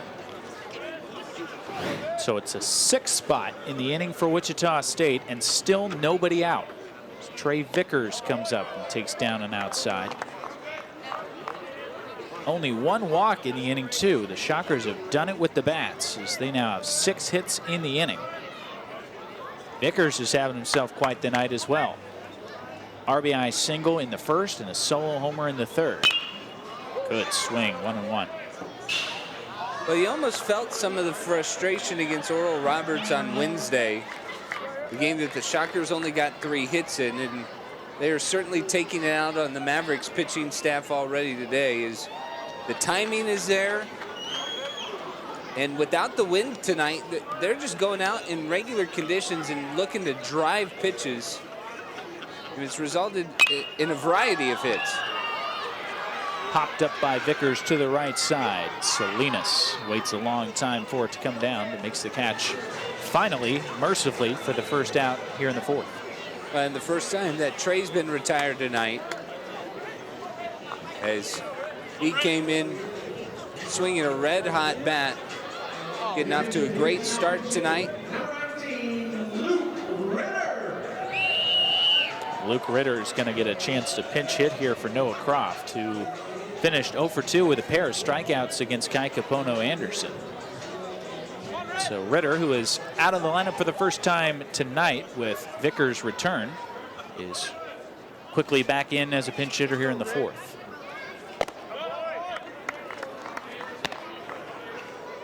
Shockers will bat around, barring some kind of weird double play here from Ritter.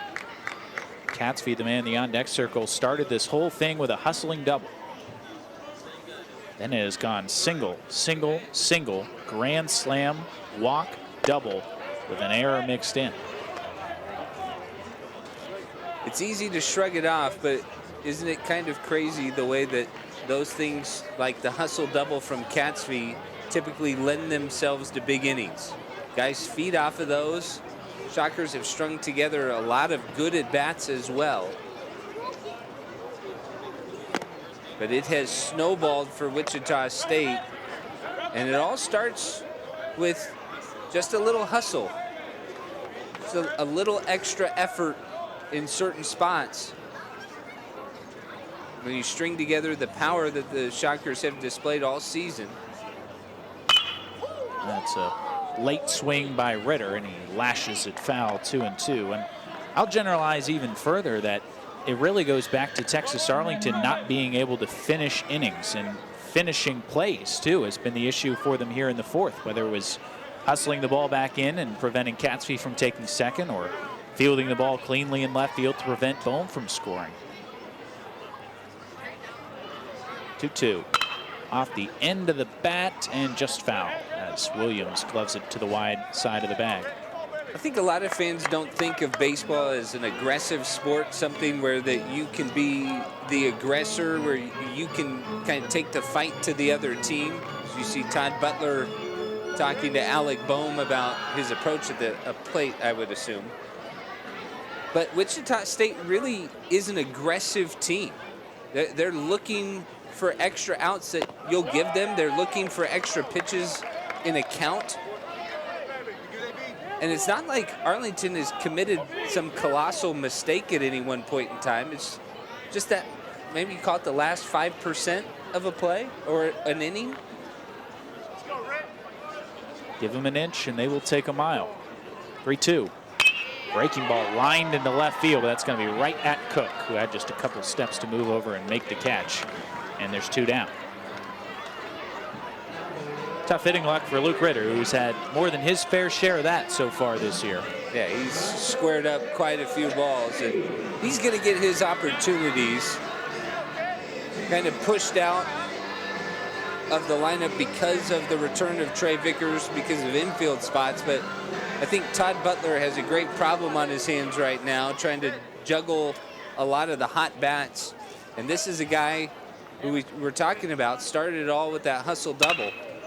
Sharply to the right side, but on a couple of hops to Johnson, and the inning comes to a close. It's a good one, though, for Wichita State. 6 runs across, highlighted by the grand slam from Grayson Genesta. As we move to the 5th, 9-2 Shockers on WSU TV.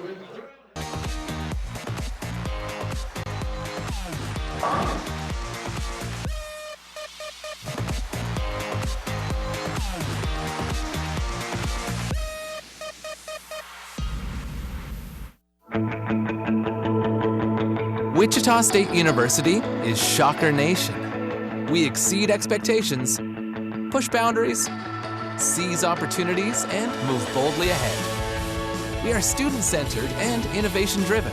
It's who we are. Our vision is simple but powerful. Create, innovate, collaborate, and celebrate. With one unifying purpose: to shock the world.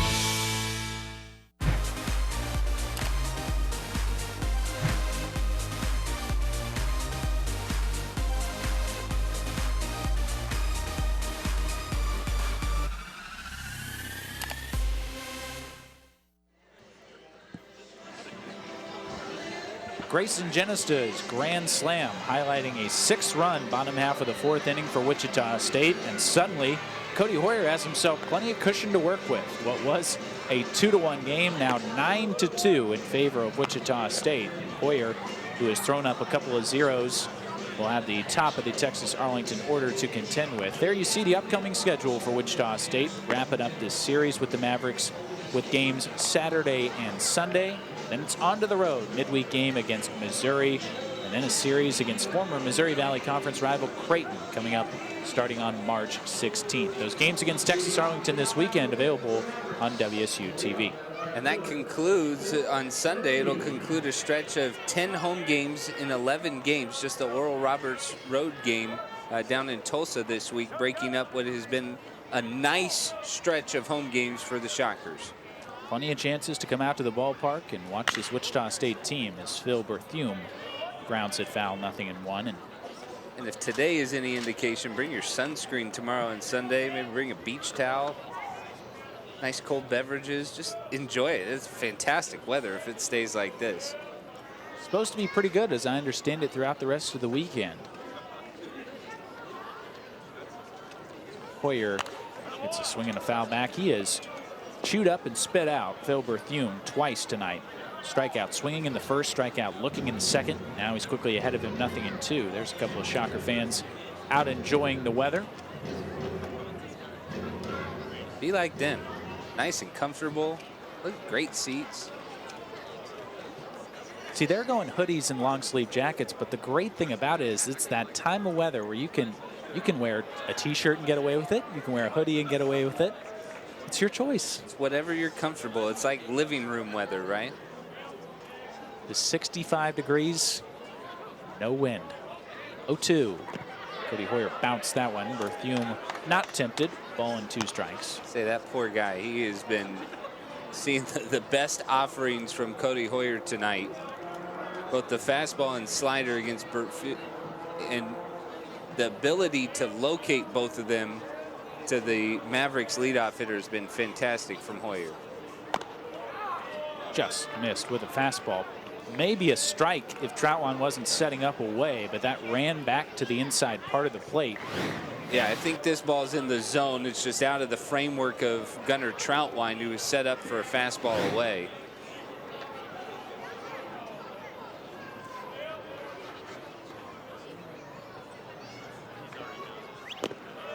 And he's run it full. 3 balls and 2 strikes. And if you're Cody Hoyer, you absolutely cannot walk Berthume here. You have just gotten a 7-run lead to work with. One way or another, this needs to be a strike. This is a crucial inning for Hoyer. This is kind of that bridge time where they need him to chew up the 5th and 6th innings on a consistent basis.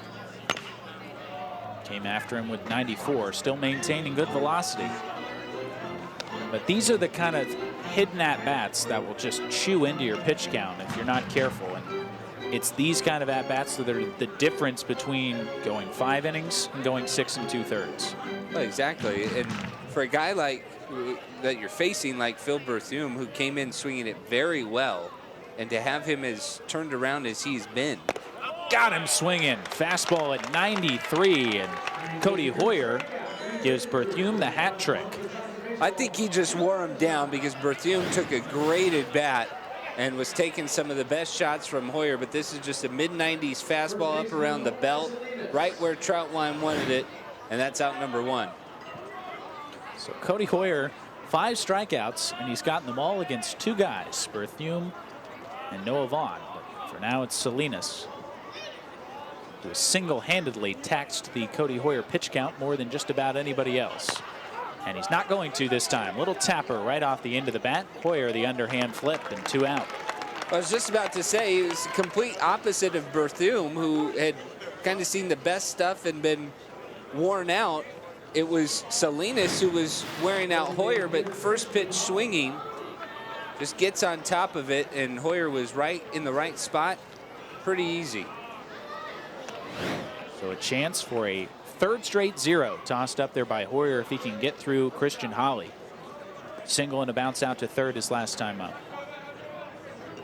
Well, to your point, Denning, this becomes a very big inning because as he started to labor to Berthume, you kind of wondered, okay, what does Hoyer have left in the tank? But getting through the 5th inning becomes a major milestone, and you probably run him out there for the 6th if he's able to get through Holly. Nobody throwing down in the Wichita State pen right now. As of course, there's plenty of room for error right now for Hoyer. Holly down 0-2, but the right-hander from Windsor, Colorado, trying to improve to 3-0 tonight. Well, we're at start number 4 for Hoyer. Start number 3, he ran up about 100 pitches. I think you're going to see Todd Butler and Mike Steele try and extend him a little bit more in each start. Tries to elevate the fastball. 1-2. I feel like we talk about it every time with Hoyer in all 3 starts we've had here at X Stadium, but pitch count is such a big thing for him in terms of maximizing those innings and getting the number of innings he's out there higher and the number of pitches he's throwing lower. Just missed the outside corner. Hoyer took a step or 2 towards the first base dugout, but didn't get the call. Well, he executed the pitch he wanted to, and Gunnar Troutwine, who is so calm behind the plate, received it right in the middle of his body.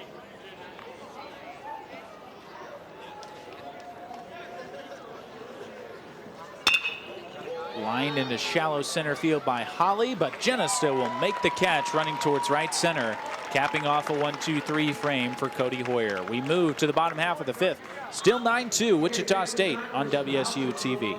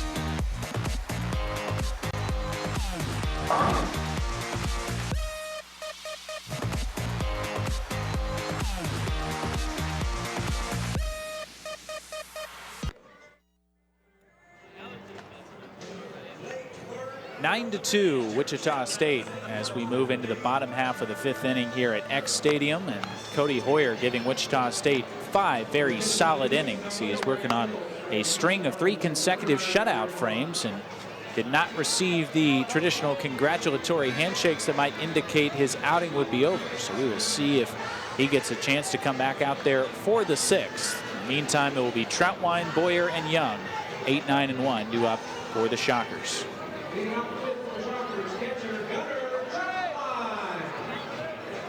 Troutwine is grounded out to third and singled and scored his last time up.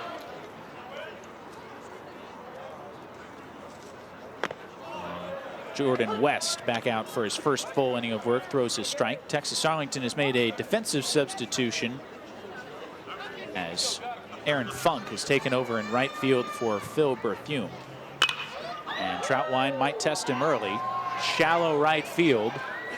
And running out the second baseman, Johnson had to make the catch just in fair territory. Well, that's a lot easier play tonight than it has been in recent weeks as we've gotten the season started. And Johnson does a great job tracking it. Hardest play is for the infielder going out to turn their back to the infield. And Johnson kind of a, 45-degree angle to the infield there? Not an easy play for an infielder to make, but he made it look relatively easy. And Troutwine is retired as Jordan Boyer comes up. He's working on a perfect night, 2 for 2 with a single and a double and 2 runs scored. Doing exactly what you want to see out of the 9 spot. Turning that lineup over. Travis Young right behind him has had a good evening as well. Well, case in point, that second inning, which was falling into that rhythm that Arlington had going on early with Anderson, where you get the first 2 outs and then give up a base runner, and it was Boyer who tagged the double.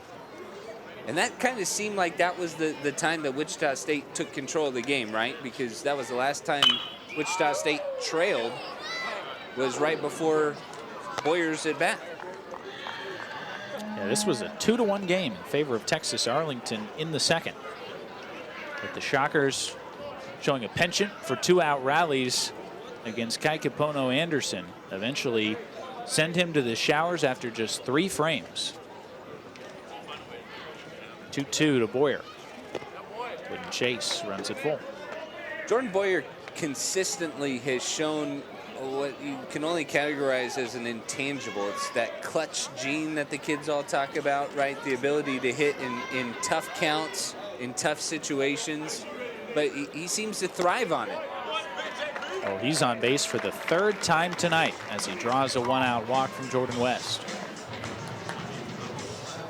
What a luxury for Todd Butler to have, and a guy who can handle the bat as well as Boyer can. And you feel tempted to move him up in the order, but when a guy looks as comfortable as he does down there, you can't move him, really.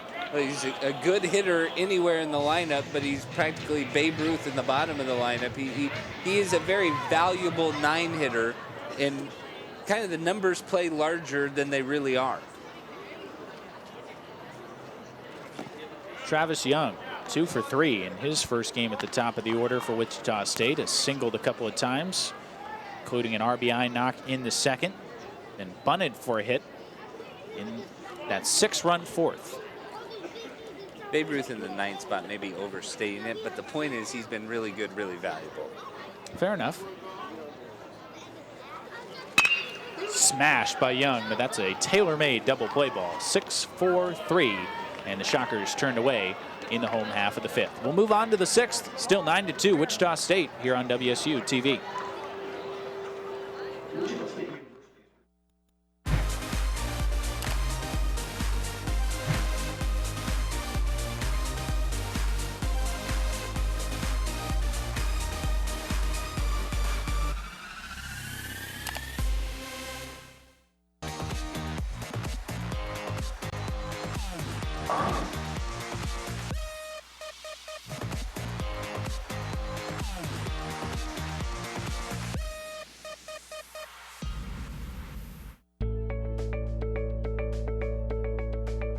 Charles Koch Arena is the place where we gather as a community to compete against the very best. Now our game plan is to renovate Koch Arena by adding a new student-athlete success center. Your tax-deductible gift can help deliver that slam dunk. Join us at the level that is right for you. Donate online at wichita.edu/shocktheworld. 9-2, Wichita State in front. We move into the 6th, and Cody Hoyer at just under 90 pitches is going to get a chance to come back out for the 6th. And Tim, kind of hard to argue with it with how he has looked over the last 3 innings. He worked a 1-2-3 fifth with a strikeout. And Todd Butler with a 7-run lead, willing to risk the opportunity to get him 3 more outs. Well, I thought that 5th inning was really important. He's had better innings too. You look back into the 3rd inning, which really settled him into the ball game and kind of got him back on track a bit. But that 5th inning was key, top of the lineup. He gets the big strikeout of Berthume, and then he retires Salinas on 1 pitch. That really kind of allows him to settle in a little bit longer. Probably have a short leash here in the 6th, but at least it's the opportunity to chew up more innings. Well, he has made quick work of Noah Vaughn in a couple of at-bats, has sent him down swinging twice. 5 strikeouts for the tall, lanky right-hander.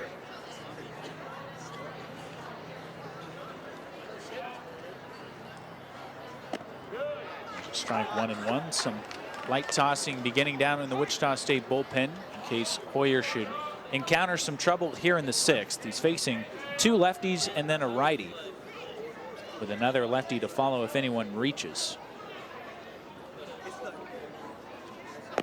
And he had Vaughn out in front, 1-2. The other factor that can't be overlooked is the fact is you get a look at the right-hander warming up for Wichita State. Looks like Adam Keller. But the other fact is the Shockers got him some run support, got him some breathing room, so he's got some wiggle room. Vaughn pounds it into deep left center field. Genesta is not going to get to it, and it ricochets off the wall. Vaughn, not stopping at second, is going to head to third, and he will be in there standing with a leadoff triple.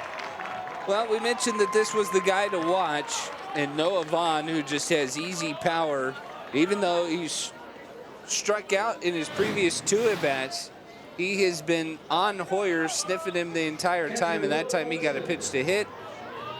Goes into the left center field gap. Genesta just couldn't get to it. Grayson looked really close to it, and that becomes the easy triple as soon as Genesta couldn't catch up with it. Well, Vaughn, a bit of a triples extraordinaire. He, in addition to the home run power, had 4 triples a year ago. And good breaking ball has Will Olson out in front, 0-1. It's just 90 feet away from a run for the Mavericks, but they'll need a lot more of that if they're going to come back.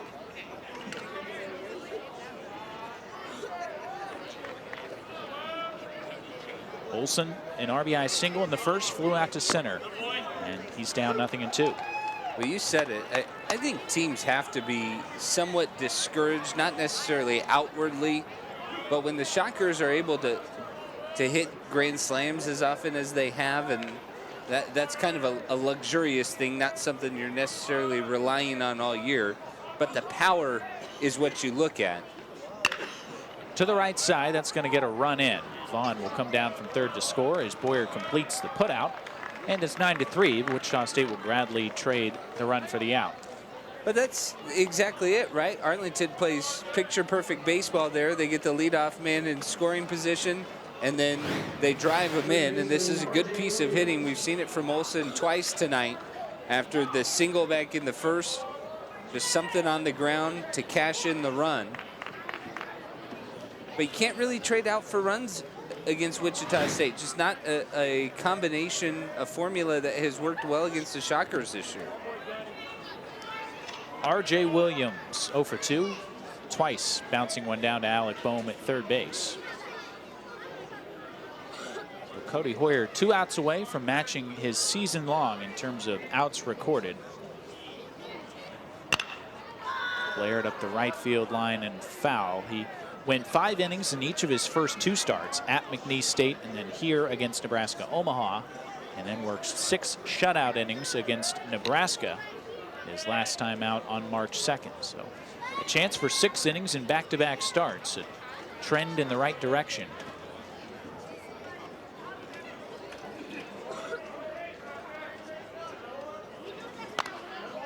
Got in on the hands of Williams, 1-2.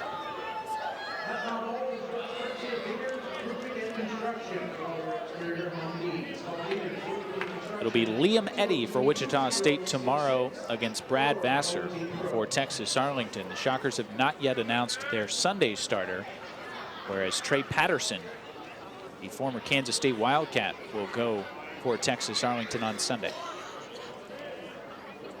Ball and 2 strikes.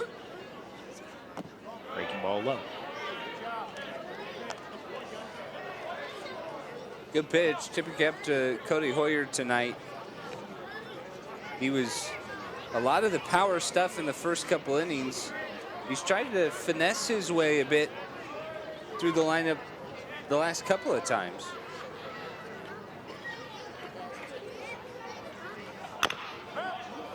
Chopper right at home plate is foul, still 2-2, and this might be the last hitter for Cody Hoyer either way. Left-hand hitter in the on-deck circle, and Cook, who has reached base twice against him. Now up over the century mark in terms of the pitch count. See if he's got one more good one in the tank. Looks like Adam Keller is just about ready. 2-2. And he hit him. Breaking ball got away from Hoyer. Runs up and inside and drills R.J. Williams. And the Mavericks have themselves a 1-out base runner.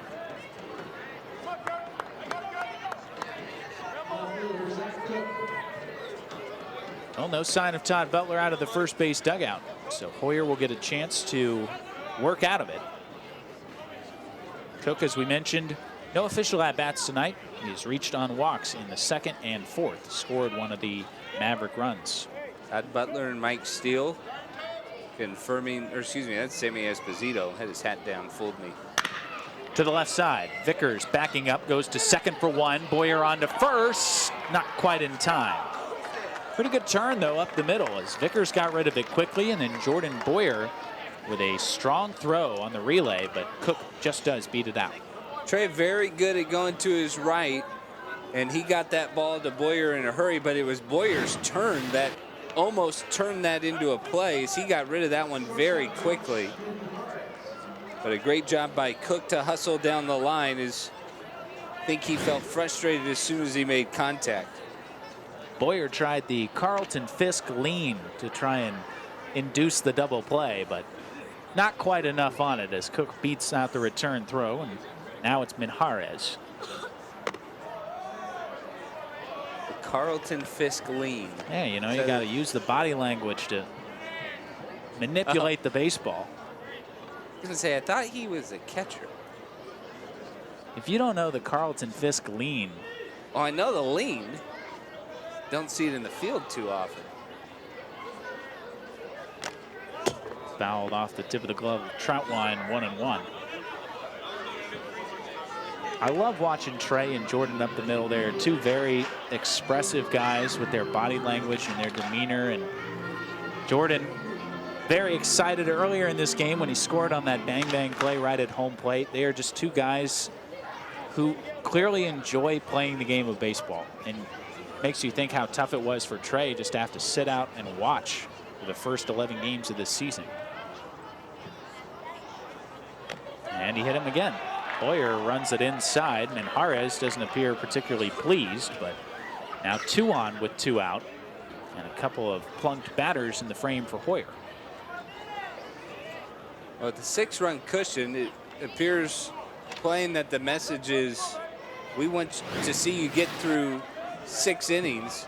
See you get up around, oh yeah, that even popped up off the elbow into the jaw of Minjarez. I think he knows there's no intent there. He's just kind of frustrated, like when you jam your thumb in a door. Like there's nobody to be upset at. It's just, it hurts. There's a strike from Hoyer. Easton Johnson down in the 9 spot. A sacrifice fly and a grounder to 3rd. Well, getting back to Trey and Jordan, I think one thing, you know, you talked about how expressive they are. I think there's also another purpose in that is that they're very good communicators. They're letting everybody know what's going on. To shortstop, Vickers goes the short way, and Cody Hoyer goes 6 strong innings.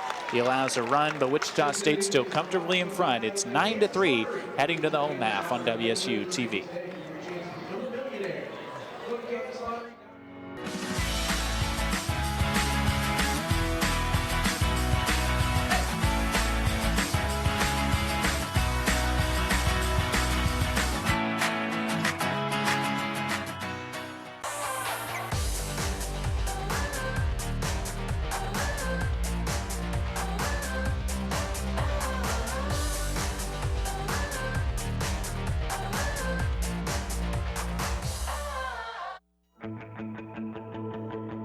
Wichita State University is Shocker Nation. We exceed expectations, push boundaries, seize opportunities, and move boldly ahead. We are student-centered and innovation-driven. It's who we are. Our vision is simple but powerful. Create, innovate, collaborate, and celebrate. With one unifying purpose: to shock the world. It appears as though that is the end for Cody Hoyer, but another very strong start from the right-hander as he goes 6 innings, allows 3 runs on just 5 hits. Appears to be in line for his 3rd victory. There you see the final totals for him. 108 pitches, was clearly running on fumes towards the end, but he was able to gut it out and give the Shockers 6 gritty innings. Well, on top of the 5 hits and 2 walks, there's also the 2 hit batters. But I tell you what, even though it seemed like he was under duress from the beginning of the game, even till that 6th inning, he was good. He worked through a lot of traffic, and granted, that outing's going to look a lot better with the 9 runs of support that he was given, but he keeps the Shockers in position to hang around and take the lead. Grayson Genista will start it. He'll be followed by Alec Boehm and Mason O'Brien. And Cody Hoyer's a guy who just, the numbers won't say electric Friday night starter, 7 brilliant innings, but there is so much value in knowing that a guy is going to give you at least 5 innings and keep you in the ballgame every single time. Now it's about, can he take steps forward and become that guy to pitch deeper into games? Well, consistency, right? Like that becomes one of his best values, is you know what you're going to get when Hoyer goes out there. You want to see him become more efficient. We've talked about that a little bit. But at the same time, you know he's going to be able to get you 5 to 6 innings. Genista really got tied up on a fastball from West, who's still out there. 2 balls and 2 strikes. And I've talked about it with Genista and Boehm. You know, sometimes it's not the result of their at-bat. It's just their presence in the lineup, their ability to remind you that, hey, we do have the power. And with Hoyer, he's got a power arm. And sometimes that can be enough to keep lineups off balance because he's running 95, 96, 97 on that fastball. Well, it's hard to imagine that Todd Butler and Mike Steele could have asked for much more from him through his first 4 starts. And he's gotten some help from the offense tonight. And Grayson Genista, who made a grand slam in that 6-run 4th, is now going to draw a leadoff walk. Well, that's kind of the point, right? This baseball is so mental, and when you show the ability to hit the ball out of the yard, pitchers become a little bit more careful around the strike zone. And Genista doesn't get challenged. Now you got a man on for Alec Boehm, who's, you can tell Boehm is getting ready to hunt his pitch. Boehm has had a productive evening. Single and a walk, has scored a couple of runs. He's also popped to second. Facing a guy in Jordan West who has battled the command since coming on. He has already handed out 3 free passes. Boehm skies it into center field. He was looking for it, but got under it just a hair. It will hang up there for Vaughn. I told you he was hunting his pitch. He just missed it. It's always interesting with Genista and Boehm how they complement each other. Talked about the left-handed versus right-handed, but it's also the aggressiveness versus the patience. That time we saw Genista be very patient, and then Boehm comes up and his first pitch hacky. This is a good example of just that, aggressive versus patient. Mason O'Brien has been first pitch swinging twice and worked a full count before doubling. His first pitch hacking again. fouls it back, 0-1. I think O'Brien has the kind of approach that you really like to see from an advanced college bat, and that's he will look for one pitch in the first pitch of any at-bat. And if he gets it, he'll put his best swing on it. If he doesn't, he's more than happy to grind out a count. And he's taking good swings the entire at-bat. That one may be a little high, but at the same time, he uses the whole field. You talk about an advanced, complete college hitter, and he has shown the ability to hit in all sorts of counts. He has singled and doubled tonight, has also flown out to center.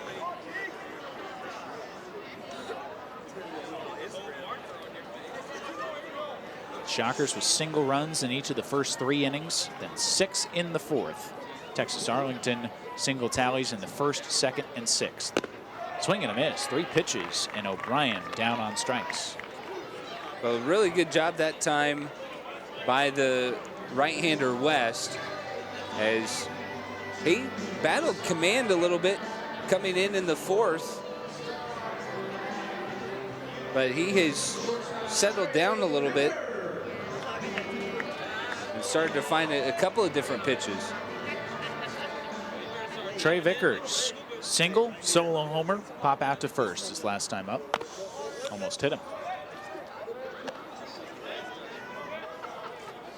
We were wondering, speculating really, where Trey was going to slot into this lineup when he returned, and has kind of the offensive profile, the guy who might slot into the 2 spot, but of course Grayson Genesta has had that on lock for the first 12 games of this season, and so Todd Butler putting him in the middle of the order, and he has swung it like a middle of the order bat tonight.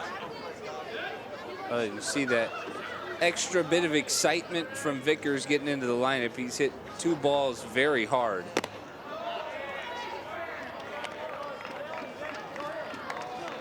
Trying to make up for lost time.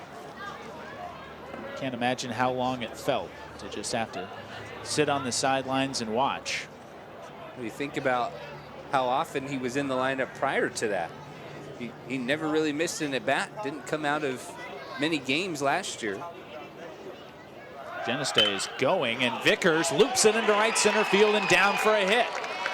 Genesta will make the turn at second and easily cruise into third. And how about a 3-hit night for Trey Vickers? So that's part of Vickers being a complete hitter. And early on, we saw his aggressiveness. This is him down to 2 strikes and battling a pitch off. I feel like seen him do that so many times here at X Stadium, especially with the guy in motion. Great back control, good balanced swing, and is able to muscle it out into the outfield and continue the inning. Luke Ritter getting his second at-bat after coming on as a pinch hitter for Noah Croft. He lined out to left field against West his first time up. Hit it right on the button and right at Zach Cook.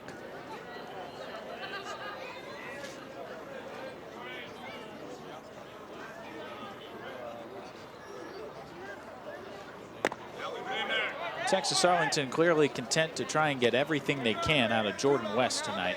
Guy who came in with an ERA north of 16. And he is closing in on 50 pitches in relief. So the Mavericks asking him to eat some innings, and he has obliged. 2-0 breaking ball is downstairs. Well, this is such an important role in the first game of a 3-game series, because the more innings West can eat, the more you're able to save and preserve the bullpen for the final 2 games of the series.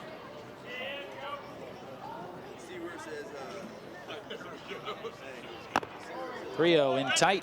Luke Ritter draws a 4-pitch walk, and wonder if this might be the end for Jordan West. He has now walked 4 in his 2 2/3 innings.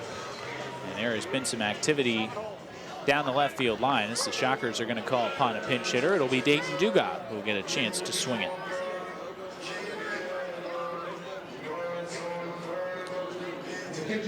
Another right-hander for the Mavericks warming up, and Parker Scotty.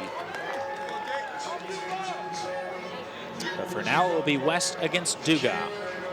Comes in hitting .205 on the season with 1 home run, 2 RBI, and certainly an RBI situation here. Bases loaded and 1 out. 2 out, excuse me, as he bounces it foul.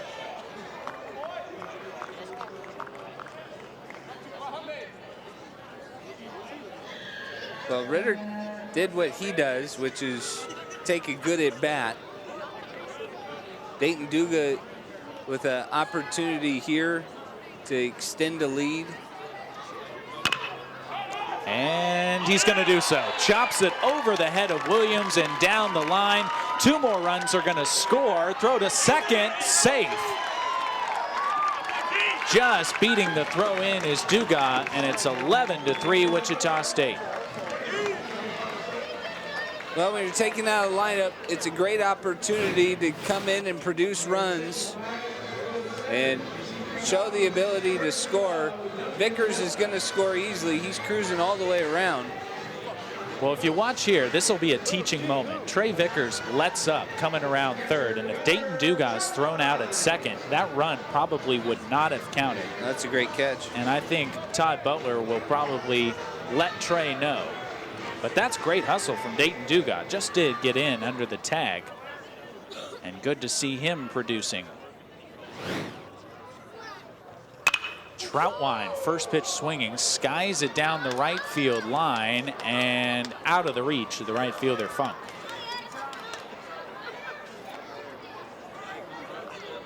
Well, to go back to Duga's, what we call that a double, a hustle double. You know, one of the importances, and the Shockers had taken their time. They did not rush Trey Vickers back into the lineup. There's concern about possibly re-aggravating his injury. And I think that there's a key there of why you don't want to rush somebody back. You want him to be at full speed. Imagine if that's a close game and he's trying to take it easy to preserve that leg. You don't want to run into any problems, but I think ultimately you want a guy who's healthy out there so that he is hustling the entire time. And you avoid those situations altogether.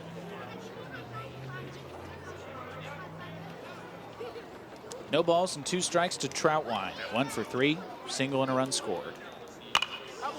And he got jammed, but he's going to fight it into the seats. Everybody in the lineup has a hit except for the 6th spot, which is now split up between Noah Croft and Luke Ritter. As the Shockers have banged out 14 knocks with 2 outs here in the 6th. It's offense that had just 3 hits on Wednesday against Oral Roberts. Well, you know it's going to ebb and flow throughout the course of a season. No swing on a breaking ball down. It's the appeal to first base umpire Travis Olson. But ultimately, this is an offense that's expected to produce runs, expected to get hits in bunches. Swing and a foul tip. Troutwine down, and so is Wichita State, but not before they add 2 more on the Dayton Duga 2-run double. To the 7th, 11-3 Wichita State on WSU TV. Introducing Dunkin's new cold brew coffee, steeped slowly in cold water for small batches with an ultra smooth, full-bodied flavor. Discover the craft of cold brew today and keep on. America runs on Dunkin'. Wichita State University is Shocker Nation. We exceed expectations, push boundaries, seize opportunities, and move boldly ahead. We are student-centered and innovation-driven. It's who we are. Our vision is simple but powerful. Create, innovate, collaborate, and celebrate. With one unifying purpose: to shock the world.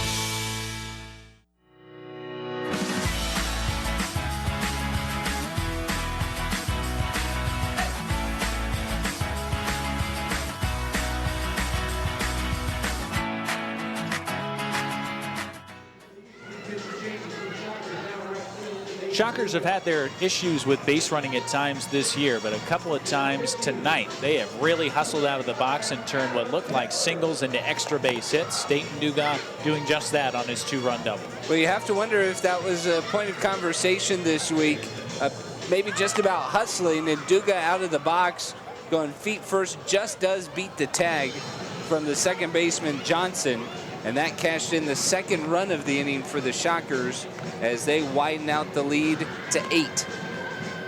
11-3, and the Shockers will make a call to the bullpen. We'll get our first look at Adam Keller in the 2018 season. The 6'2", 205-pound senior from Broken Arrow, Oklahoma, was one of Wichita State's most reliable bullpen arms a year ago. 3-2 with a 3.86 ERA in 32 2/3 innings, but has not yet made an appearance so far this season. He comes on to try and protect the 8-run lead, and he'll be facing the top of the Texas Arlington order. 22 times last year, Todd Butler and Mike Steele called on the right-hander Adam Keller, and he was pretty darn good for the Shockers as he logged 32 2/3, and he improved his ERA from 2015 when he pitched at West Virginia. But they're looking for him to be another cog and another weapon out of that bullpen that is starting to prove to be pretty dominant.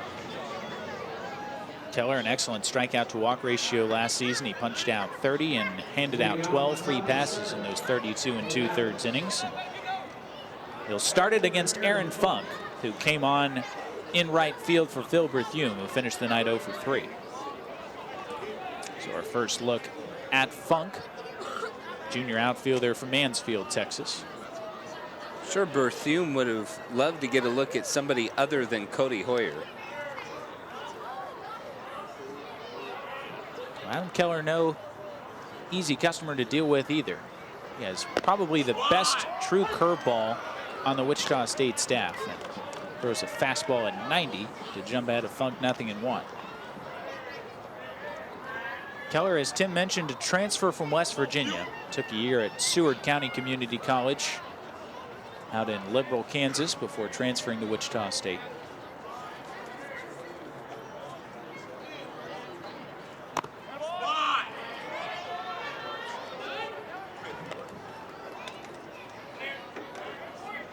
Liberal actually has several ties to this Texas Arlington program. Brady Cox, who is a catcher and third baseman for the Mavericks for several years, played his summer baseball for the Liberal BJs, managed by former big leaguer Carlos Lascano. 2 balls and a strike now from Keller. And Jacob Hernandez, left-handed pitcher for Texas Arlington, also played out there in Liberal. The connections you see in summer baseball never fail to amaze. It's Funk, Salinas, and Holly, 2 up in the frame for Texas Arlington. And Keller hits him in the back. That's 3 hit by pitches over the last half inning plus for Wichita State. Hoyer plunked a couple in the 6th, and Keller looked like he just let a fastball get away from him. Yeah, I think that was supposed to run back over the inside part of the plate. Almost appeared like his mechanics, his foot got stuck and he got kind of tilted behind the left-hand hitter. So now Salinas, 1 for 3, single and a run scored. Getting his first look at Adam Keller. 3 runs, 5 hits, 1 error for Texas Arlington. 11 runs on 14 hits, and no errors for Wichita State. Be interesting to see how long they ask Keller to go. Last year, he was kind of a swing guy out of the pen. He actually made 2 starts and worked a season-high 4 1/3 innings against Kansas State. So he's definitely capable of going multiple frames, but already some arms warming up behind him. So it appears as though he will not be asked to finish this one out. There's a strike, 0-2. Adam was trusted with a lot of difficult situations last year. Kind of like the fireman role. Get a look at Preston Minor starting to heat up. No balls, 2 strikes. Bouncer out towards second. Boyer tags the runner, throws to first, double play. Well, that is exactly what Boyer had to do to make sure that double play came to fruition. And that ball was hit slow enough that I think Funk wasn't even sure if he was going to have to wait. But by the time he tried to get by Boyer, it was perfect timing. And you see this second hop right into the lap of Boyer, and he's able to get rid of it very quickly. Saves a bunch of time. And there you're going to see Funk's jump as he got caught by surprise at how quickly Boyer got up to the line. And something else that Boyer did well on that play that could go for granted. There's a look at the hook from Adam Keller, and Christian Hawley missed it by about 6 feet. On the tag, he used both hands, and that's a great point. A very easy thing to overlook. But when you're tagging a runner who's going full speed right at you, sometimes on that tag, they can knock it right out of the glove if you're not careful. And that kind of plays into proving the point that the little things that the Shockers have been doing have been so valuable. We're going to get another look at that two-hand tag that Denning was talking about. You see the right hand was out of the glove when he caught it. He brought the right hand in to make the transfer and the tag. And then not only does that secure the ball, but that allows him to get rid of it very quickly. And could allow Adam Keller to work a 1-2-3-7. And I see no reason why he shouldn't just throw that again to Christian Hawley. He has induced a couple of pretty bad swings and ahead 1-2. That pitch has been devastating. It's almost like he was saving it for the third hitter of the inning, Hawley. You want to show fastball, fine, but at some point I think this should come back to a breaking ball. There was the show fastball, just missed. Keller thought he had strike 3. Well, again, I go back to Gunnar Troutwine is so sly out there on the corner. He kind of leaks out into that left-hand batter's box and catches it right in the middle of his body. Sometimes he deeks his pitchers more than he fools the umpires because he receives the ball right where he wants it. Line shallow center, and that's going to fall in for a hit. So Hawley reaches out, pokes one into center field. He's got himself a 2-hit night. Well, tip your hat to Christian Hawley. That was the breaking ball that he fought off. And that one probably caught a little bit more plate than the first two from Keller.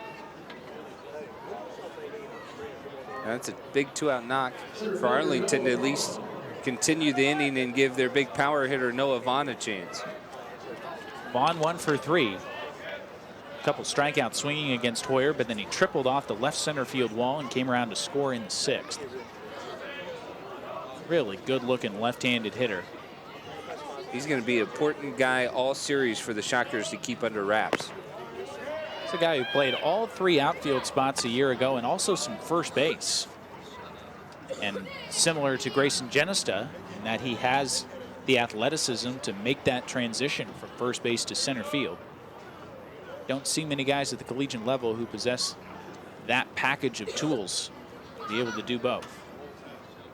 And that has been Darren Thomas's MO as the head coach of Arlington. That's drilled into right center field and down for a hit.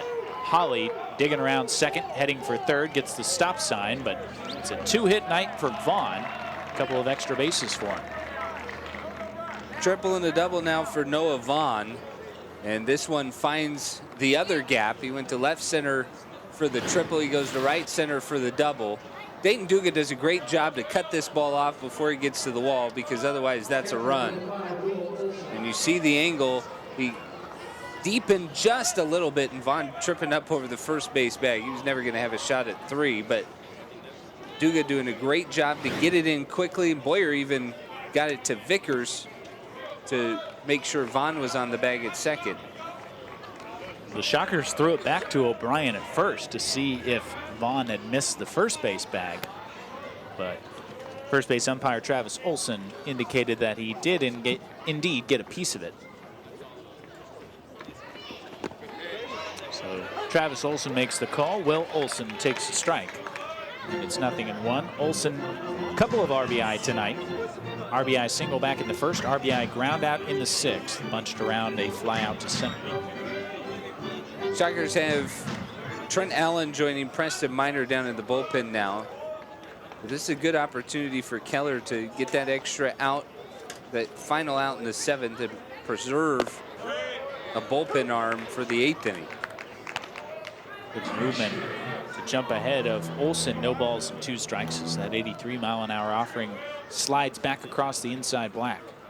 I think that's what he was trying to do to Funk back at the beginning of the inning and just misfired. No balls, 2 strikes. Adam Keller came right after him with a fastball, foul back.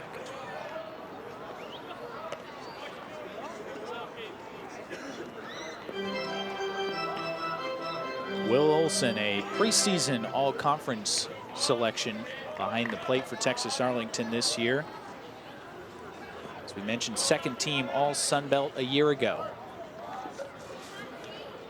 Had a couple of good at-bats. That single back in the 1st, and then the ground out that produced a run back in the 6th.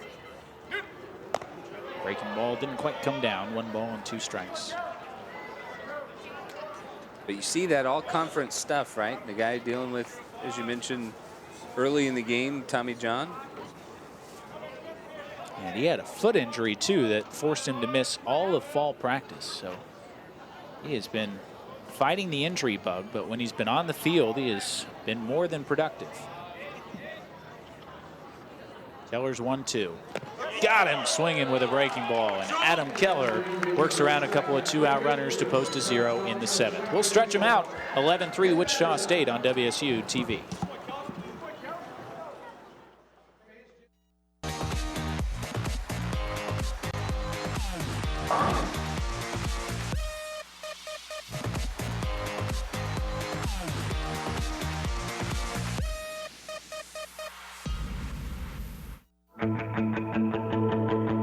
Wichita State University is Shocker Nation. We exceed expectations, push boundaries, seize opportunities, and move boldly ahead. We are student-centered and innovation-driven. It's who we are. Our vision is simple but powerful. Create, innovate, collaborate, and celebrate. With one unifying purpose: to shock the world.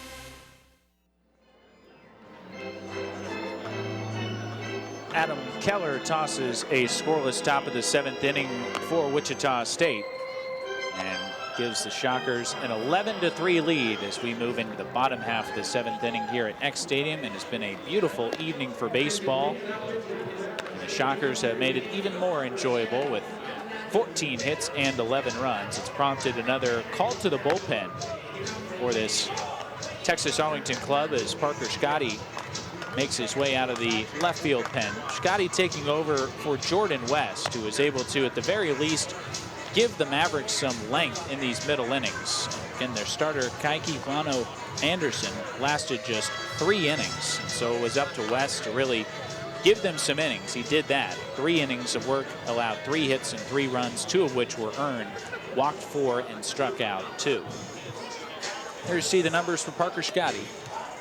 Just 1 appearance, a scoreless inning of work for him, and the right-hander will be facing 9-1-2 Boyer, Young, and Genesta here in the 7th.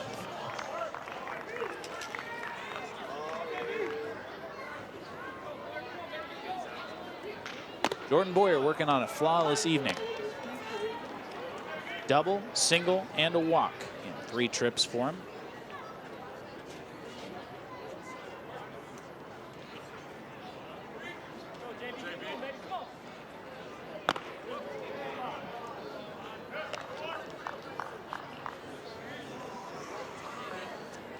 Scotty, redshirt sophomore, 6'1", 175 pounds, also from Mansfield, Texas. The hometown of former Wichita State outfielder Sam Hilliard, now in the Colorado Rockies organization. He's been up at the big league level spring training and figures to make an impact in the Rockies minor league system this year. But plenty of guys on this Texas Arlington roster, certainly from Texas. That is clearly the recruiting footprint for Darren Thomas. Say a lot of talent down in Texas. Plenty to go around. You think about how many Division I programs there are in the Lone Star State, and it still manages to support them and then some. Wichita State has gone down to Texas quite a bit to recruit. And Jordan Boyer on base for the 4th time tonight, draws his 2nd walk of the evening. I don't think you can ever say enough about Jordan Boyer as you get a look at the Mavericks team coming up. They're all wearing sweatshirts, so one thing I was thinking is it is probably a bit cooler tonight than the weather that they get to deal with on a regular basis in the 80s and 90s probably already. But at the same time, you know, you can't say enough about Jordan Boyer. You think about what he provides in the 9 spot, what he provides defensively. Here's one of those Texas kids we were talking about. Alex Jackson will pinch hit for Grayson Genista. First pitch swinging, bounces it down towards first base. They'll go to the second, and they do get the force out. Is just hanging on to it was Minjares. Kind of a risky play there from Salinas, but the out is recorded. Well, probably the right play, but they made that look hard as Salinas' throw was off the line to the left field side of the bag. You'll watch Salinas' reaction as he comes up and has to turn. I think he turned the wrong way, but a good pick by the shortstop Minjares. Almost looked like he bobbled it a little bit from that angle.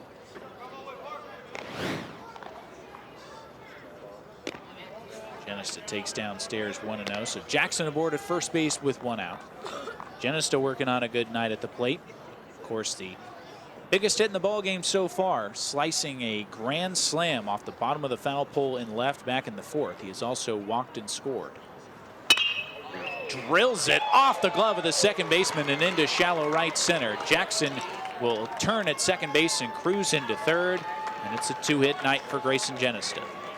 Another loud ball off the bat of Grayson Genista, and this ball just hit on his screws.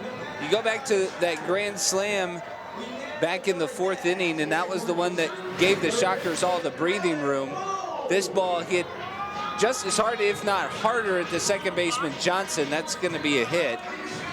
That's not routine when it's coming that hard at you. Wichita State just putting on a clinic, 1 through 9, up and down the order.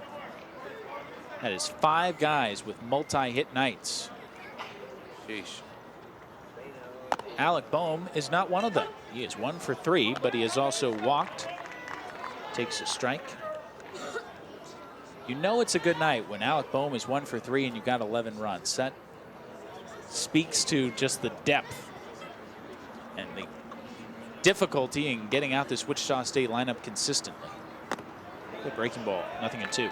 Well, you know he's looking for a ball to drive right now. That's just kind of his MO. But you also know it's a good night when you can almost nitpick about a 1 for 3 performance from Boehm. He's been that hot this year out of the gates. His average finally down under 400. It's hanging on at 395 entering play tonight. Scotty drops a breaking ball, 1-2. You know, I go back to Kai Kapono's Anderson's approach in those first couple innings, that big slow hook and then the fastball. It's not like Boehm has never seen that, but at the same time, he just went out and executed as best he could and tried to keep Alec off balance. Drives it into left center field. Didn't quite square it up, and it's going to hang up for the center fielder Vaughn. But tagging at third and coming down to score is Jackson, and it's now 12-3 on the sacrifice fly from Alec Boehm. He keeps looking for that ball to drive. He just missed one back in the 6th. I think it's safe to say he just missed another. But that raw power, and he's able to drive it to the outfield, and yet another RBI for Alec Boehm. For Boehm, that's now 18 RBI. He continues to possess the team lead, though. It's getting a little tight. Mason O'Brien at 15, Grayson Genista at 13, and the Shockers are going to get another pinch hitter off the bench as Garrett Kosis will get a chance to swing it here with 2 outs and a man aboard at first.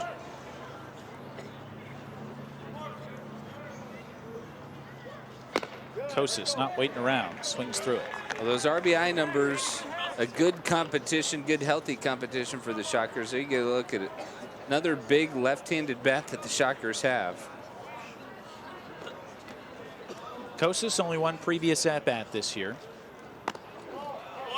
Just off the plate, 1-1. He struck out in a pinch-hitting role earlier this season, but a guy that the Shocker coaching staff very high on. Freshman from Omaha, Nebraska, Millard West High School. He's fun to watch in the cage. A lot of pop. And you see it. He rips it into right field and misplaying it. The right fielder Funk, that skips by him. Genista's going to go to third, the throw to second, and Kosis is in there safely. Not to see how they score it. This might be a single and an error as Funk made a bit of a mess of it out in right field, but good to see for Garrett Kosis as he records his first collegiate hit. Well, that was a loud hit. And as you said, Denning, you can see the power of the ball just jumps off his bat. I think we'll get another look at Kosis' first collegiate hit. That is a line drive. I don't blame Funk. I would have misplayed that ball too. It was hit pretty hard. There's the hustle into second. Trey Vickers with a chance to keep building on what has been an outstanding 2018 debut at the dish. 3 hits, including a solo homer. Has scored a couple of runs and driven in a couple.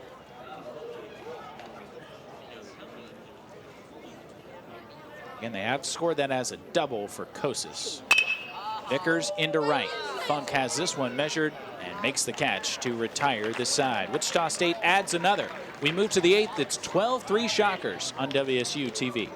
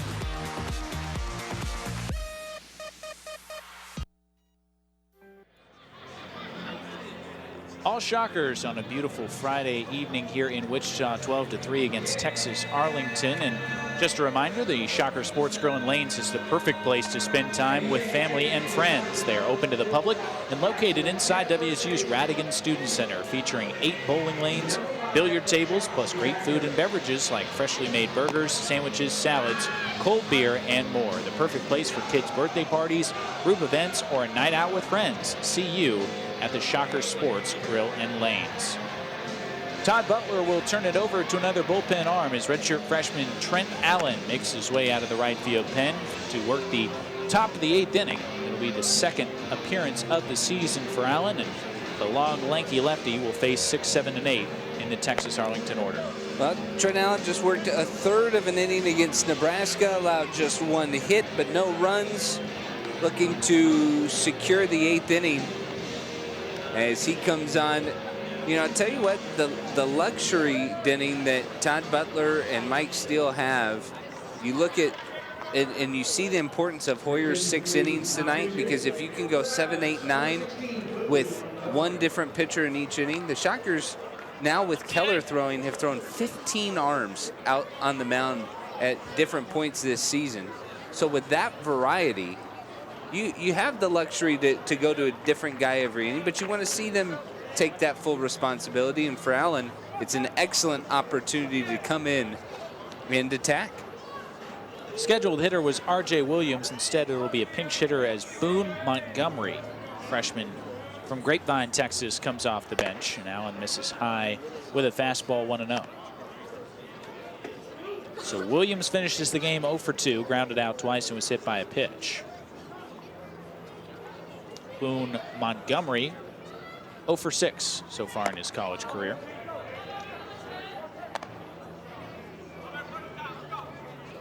Expect to see quite a few substitutions over the final 2 innings as both coaches look to incorporate some younger players. Don't know where that missed. 3 balls, no strikes from Trent Allen. Bill McGuire with nowhere to go tonight.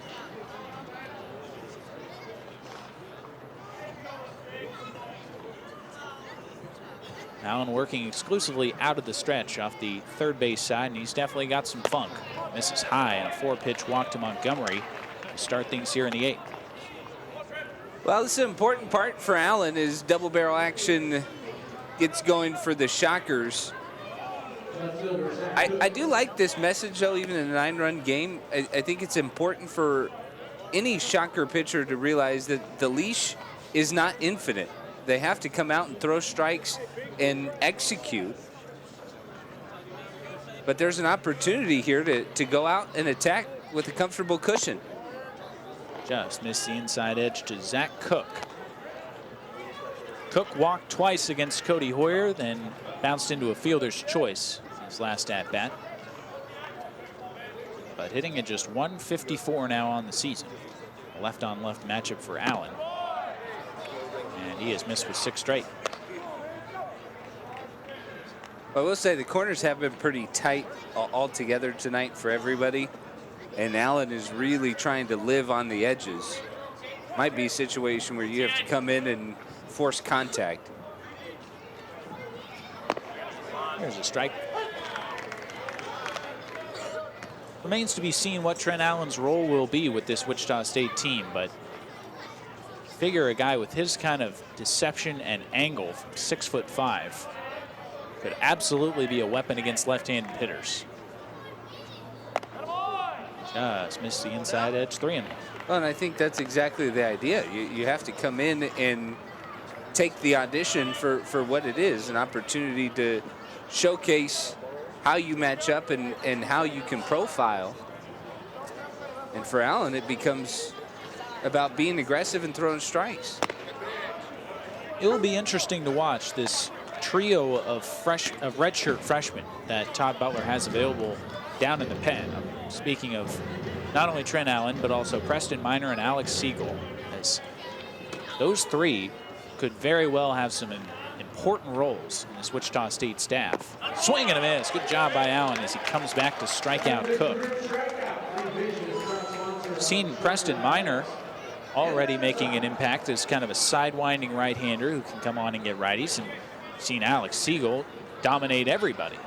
So those 3 names to watch for Wichita State. There's a look at Minor warming up on the left, Chandler Sandburn on the right. And it's not quite like a basketball rotation where you're looking to narrow down. You want as many arms available in as many situations as they can get you.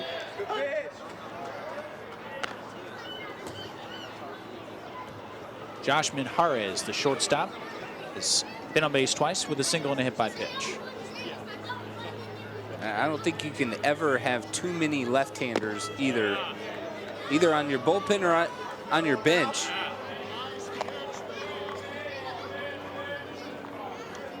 Always a luxury to have, says the Southpaw broadcaster. Brief time called as the ball got away from the Texas Arlington bullpen. More activity down there as Cody Wernley, right-hander, beginning to toss.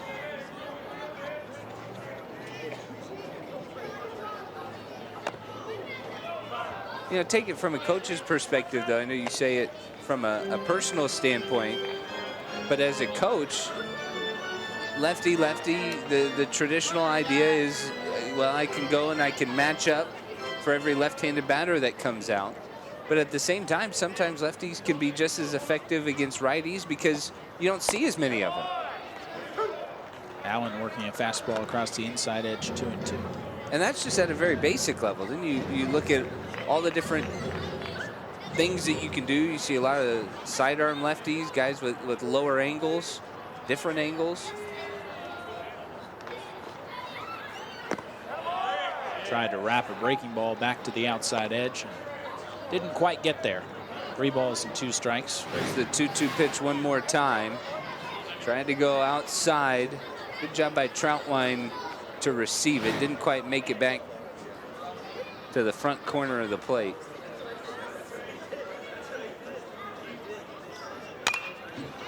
Popped him up foul, right back over our heads. And onto the roof of the press box. Still 3-2.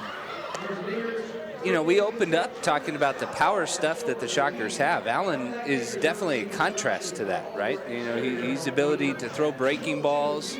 And sometimes, you know, that's harder to command because of the movement. And it's harder to be in the zone consistently with off-speed pitches. Got him swinging. Trent Allen, back-to-back strikeouts as he comes back to get Minjares. But I'll tell you what, low 80s, high 70s, and this is the put-away pitch right here that he's used. He's set up back-to-back hitters on it. This is a fastball. Oh, no, it has a little bend to it right at the end. Late breaking and gets the swing through. Good pitch. Even look like a fastball coming out of the hand. So after the leadoff walk, Allen has responded with a couple of punch-outs. Just misses to Easton Johnson. 0 for 2 with a sacrifice fly. But sometimes, too, when you have as many arms as the Shockers have, it can be a challenge to get them all firing on the right notes at the right time or at the same time. In terms of consistent workload, you think about the only outing that Allen has had was a week ago, and that was just for a couple of batters. You have to walk that fine line between giving a guy a chance to make his spot, and also you want to have guys out there in spots where you trust them. And a guy like Trent Allen, where maybe you'd love to have him come in and get a lefty, if he can't do that, you almost feel like at this point there's not really time to let him work through struggles. If it's a close game, Coach Butler's probably going to go to a Clayton McGinnis or a Chandler Sandburn or a guy who has been there. But it's very much a catch-22, right? Because the only way that you prove that you're able to get those outs is to have those opportunities to get those outs. Well, he is proving that he can get those outs right now. A couple of punch outs and 1 strike away from a clean 8th. He's got it. Struck out Johnson looking, and Trent Allen strikes out the side to send us to the bottom half of the 8th. 12-3 Wichita State here on WSU TV.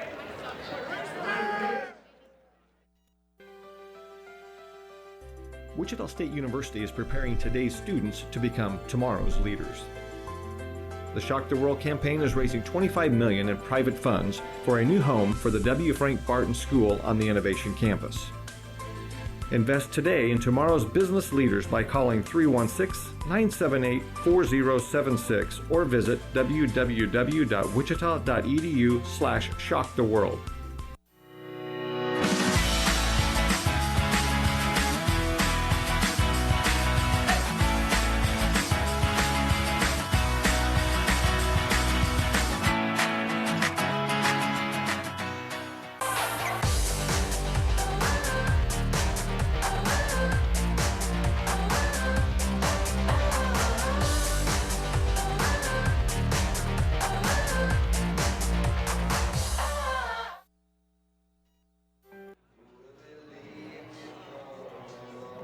Scotty allows a run in his lone inning of work, and now Texas Arlington will turn it over to another right-hander as 6'2", 215-pound redshirt freshman Cody Wernley makes his way out of the left field pen. 3rd appearance for Wernley, a scoreless inning so far in his 2018 season, and asked to work here in the bottom of the 8th to the 6, 7, and 8 spots in the Shocker order. Well, Shocker offense has been all over the Mavericks pitching staff. Of their 7 opportunities, they've scored 6 times. So for Wernley, it's an opportunity, just like we've been talking about for Wichita State pitchers, it's an opportunity for him to come out and be effective and show that he can chew up some innings. You get a look at Trent Allen there after his scoreless inning, talking with Adam Keller after his scoreless inning. As Denny mentioned, this is the third appearance for Wormley. He's worked one full inning against Wright State. He saw 2 batters and gave up a hit and a walk, and then that was it. But he does have a scoreless inning at TCU. But again, another situation where he threw 2 times in 3 days and hasn't been used in 6 days since. Well, he'll be facing a pinch hitter as Paxton Wallace will come off the Shocker bench to swing it.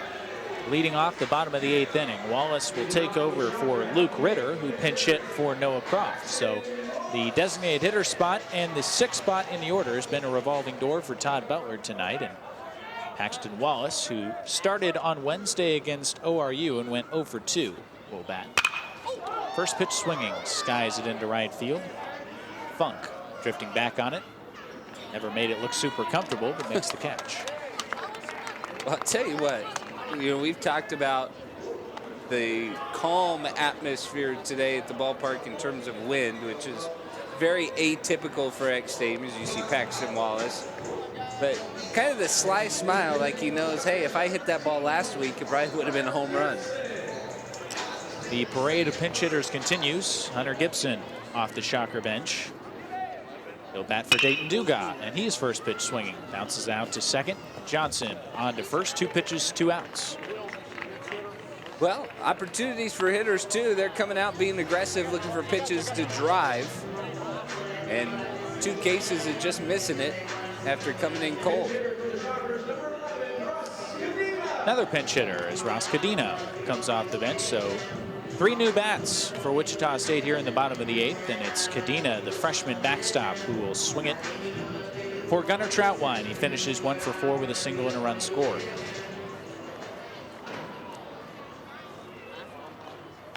And Cadena first pitch swinging, so not waiting around. All 3 of these guys off the bench hacking at the first offering they've seen from Wormley. I imagine somebody will probably mention something to Cadena as you never want to give a pitcher a 3-pitch inning. Cadena played his high school ball at South Lake Carroll down in Texas, where Trent Allen played as well, and those 2 Shockers teaming up. Remains to be seen whether Allen will get a chance to work the 9th, and that will be seen rather soon as Cadena strikes out. Toss down to first base from Olsen is in time, and the inning quickly comes to a close. 3 more outs to get for Wichita State. It's 12-3 on WSU TV.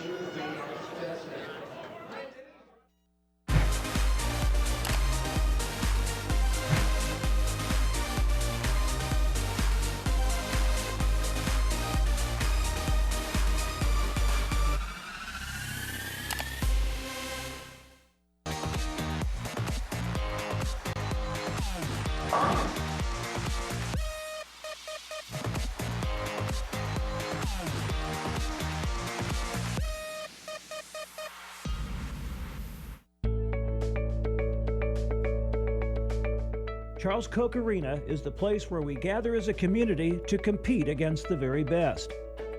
Now our game plan is to renovate Koch Arena by adding a new student-athlete success center. Your tax-deductible gift can help deliver that slam dunk.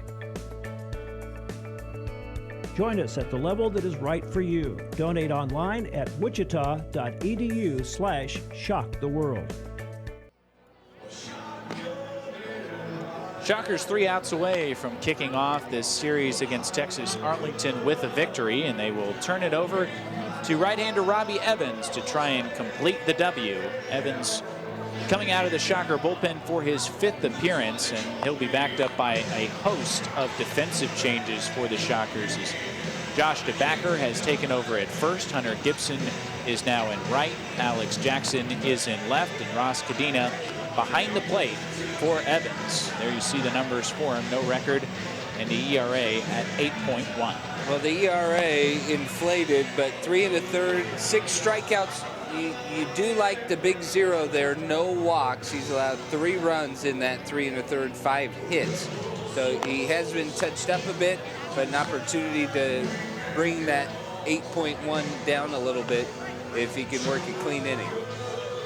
He'll face the top of the Texas Arlington order. Scheduled to be Aaron Funk, Omar Salinas, and Christian Holly, though we very well may see some pinch hitters in there. Will be Funk to start it. He was hit by a pitch in his lone at-bat so far tonight. It was Phil Berthume, who started in right field, went 0 for 3 with 3 strikeouts.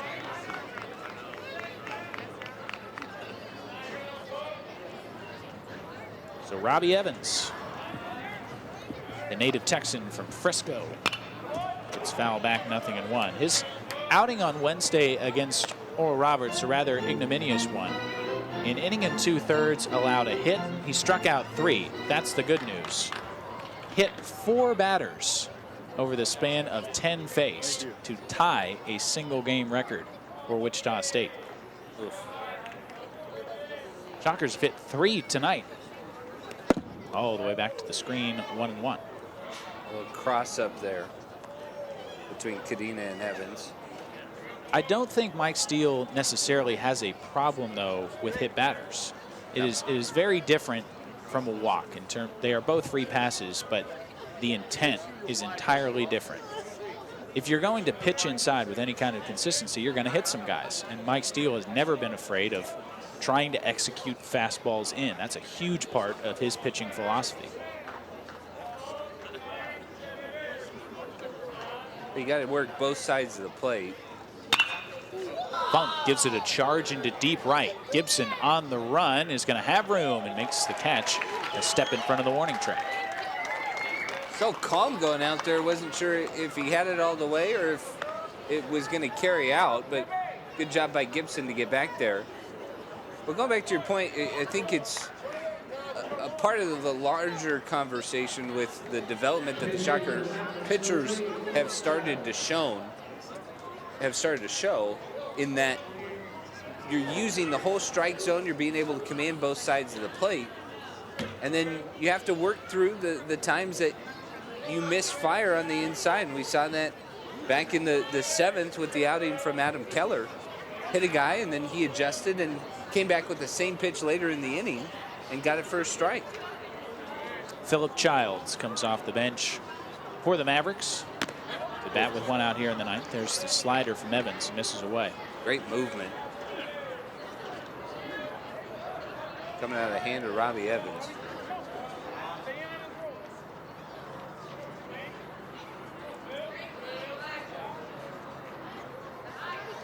There's another one. Bends in for a strike. And you can see the potential that offering has, not only as a get-me-over pitch, but as a swing and miss breaking ball as well. I was to say, interestingly enough, the guys that we're looking at for the Shockers to get going on the mound are guys who rely a lot on their breaking ball. We've seen the power arms and the power fastballs. You know, we've talked about strikeout numbers. We're going to see this 1-1 pitch again. That's a tailing fastball that just runs in on the hand of Childs.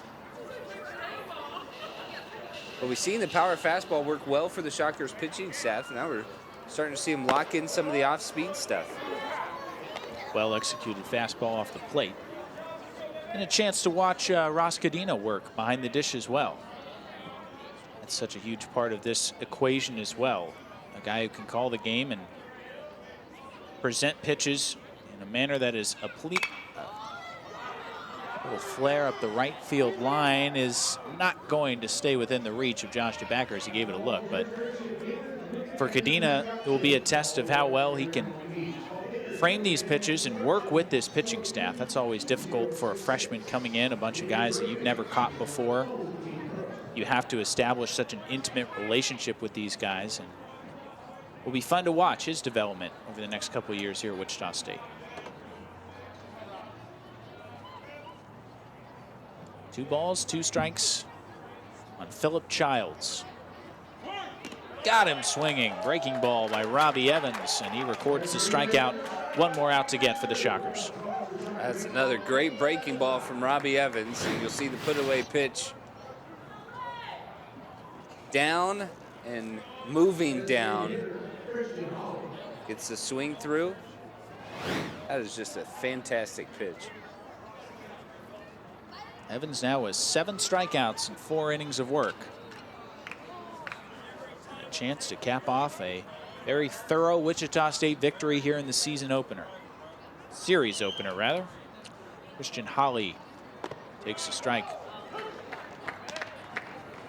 Holly, a couple of singles and 4 trips. He's also bounced to third and flown out to center. And Liam Eddy and Brad Vassar tomorrow, the pitching matchup. Lashed foul, 1 more strike.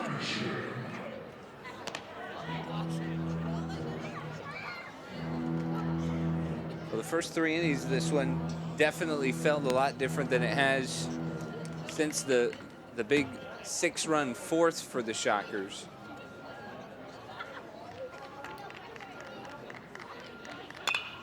(0-2) flicked foul. Cody Hoyer's going to pick up the win. He's going to improve to 3-0. Taikapono Anderson will take the loss. He's going to fall to 0-1.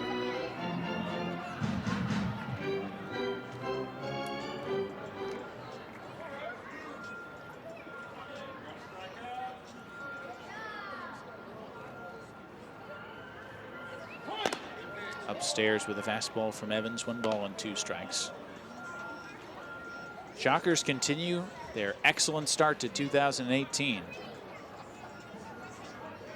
Chance to improve to 10-2. They'll be looking at an opportunity for 11-2 tomorrow. Best start to the Todd Butler era. And what has been a rather challenging non-conference slate, and it's only going to get tougher with Missouri and Creighton looming next. And on the road. On the road. It'll be a test for this Shocker team. Previous road stops at McNeese State and Oral Roberts, but it's a little different at TD Ameritrade. Holly, a late swing, fouls it away, still 2-2.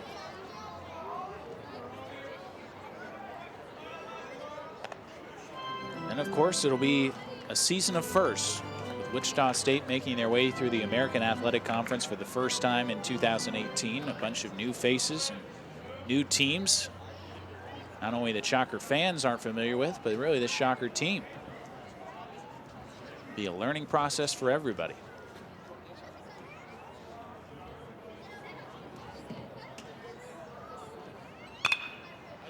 Holly hanging around. Think about a lot of highly regarded opponents. You look at the preseason coaches poll there. UConn with a couple of big arms sitting second. Wichita State towards the bottom of that pack, but already getting a little bit more recognition in recent polls. Swung on and missed, and there it is. Robbie Evans caps off a 12-3 Wichita State victory. 2 more strikeouts in the 9th, and the Shockers go home happy on a beautiful Friday evening here in Wichita. Tim and I will be back to wrap things up after a short break. You're watching on WSU TV.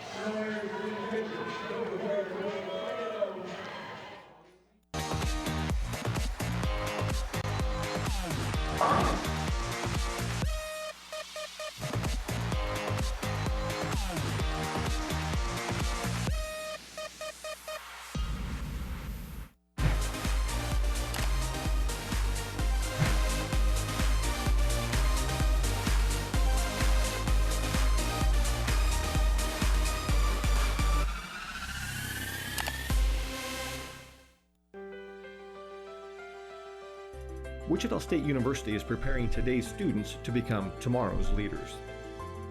The Shock the World campaign is raising $25 million in private funds for a new home for the W. Frank Barton School on the Innovation Campus. Invest today in tomorrow's business leaders by calling 316-978-4076 or visit www.wichita.edu/shocktheworld. Shockers improved to 10-2, and Texas Arlington falls to 4-7 as Wichita State emerges victorious tonight by the final score of 12-3. A couple storylines, Tim, tonight. One, the pitching staff continues to strike out hitters at a prodigious rate. 11 more punch-outs for them tonight. And Trey Vickers, in his first night back in the lineup, 3 hits, including a home run. Yeah, every single pitcher who walked out there for Wichita State registered at least 1 strikeout. 4 different guys on the mound for the Shockers.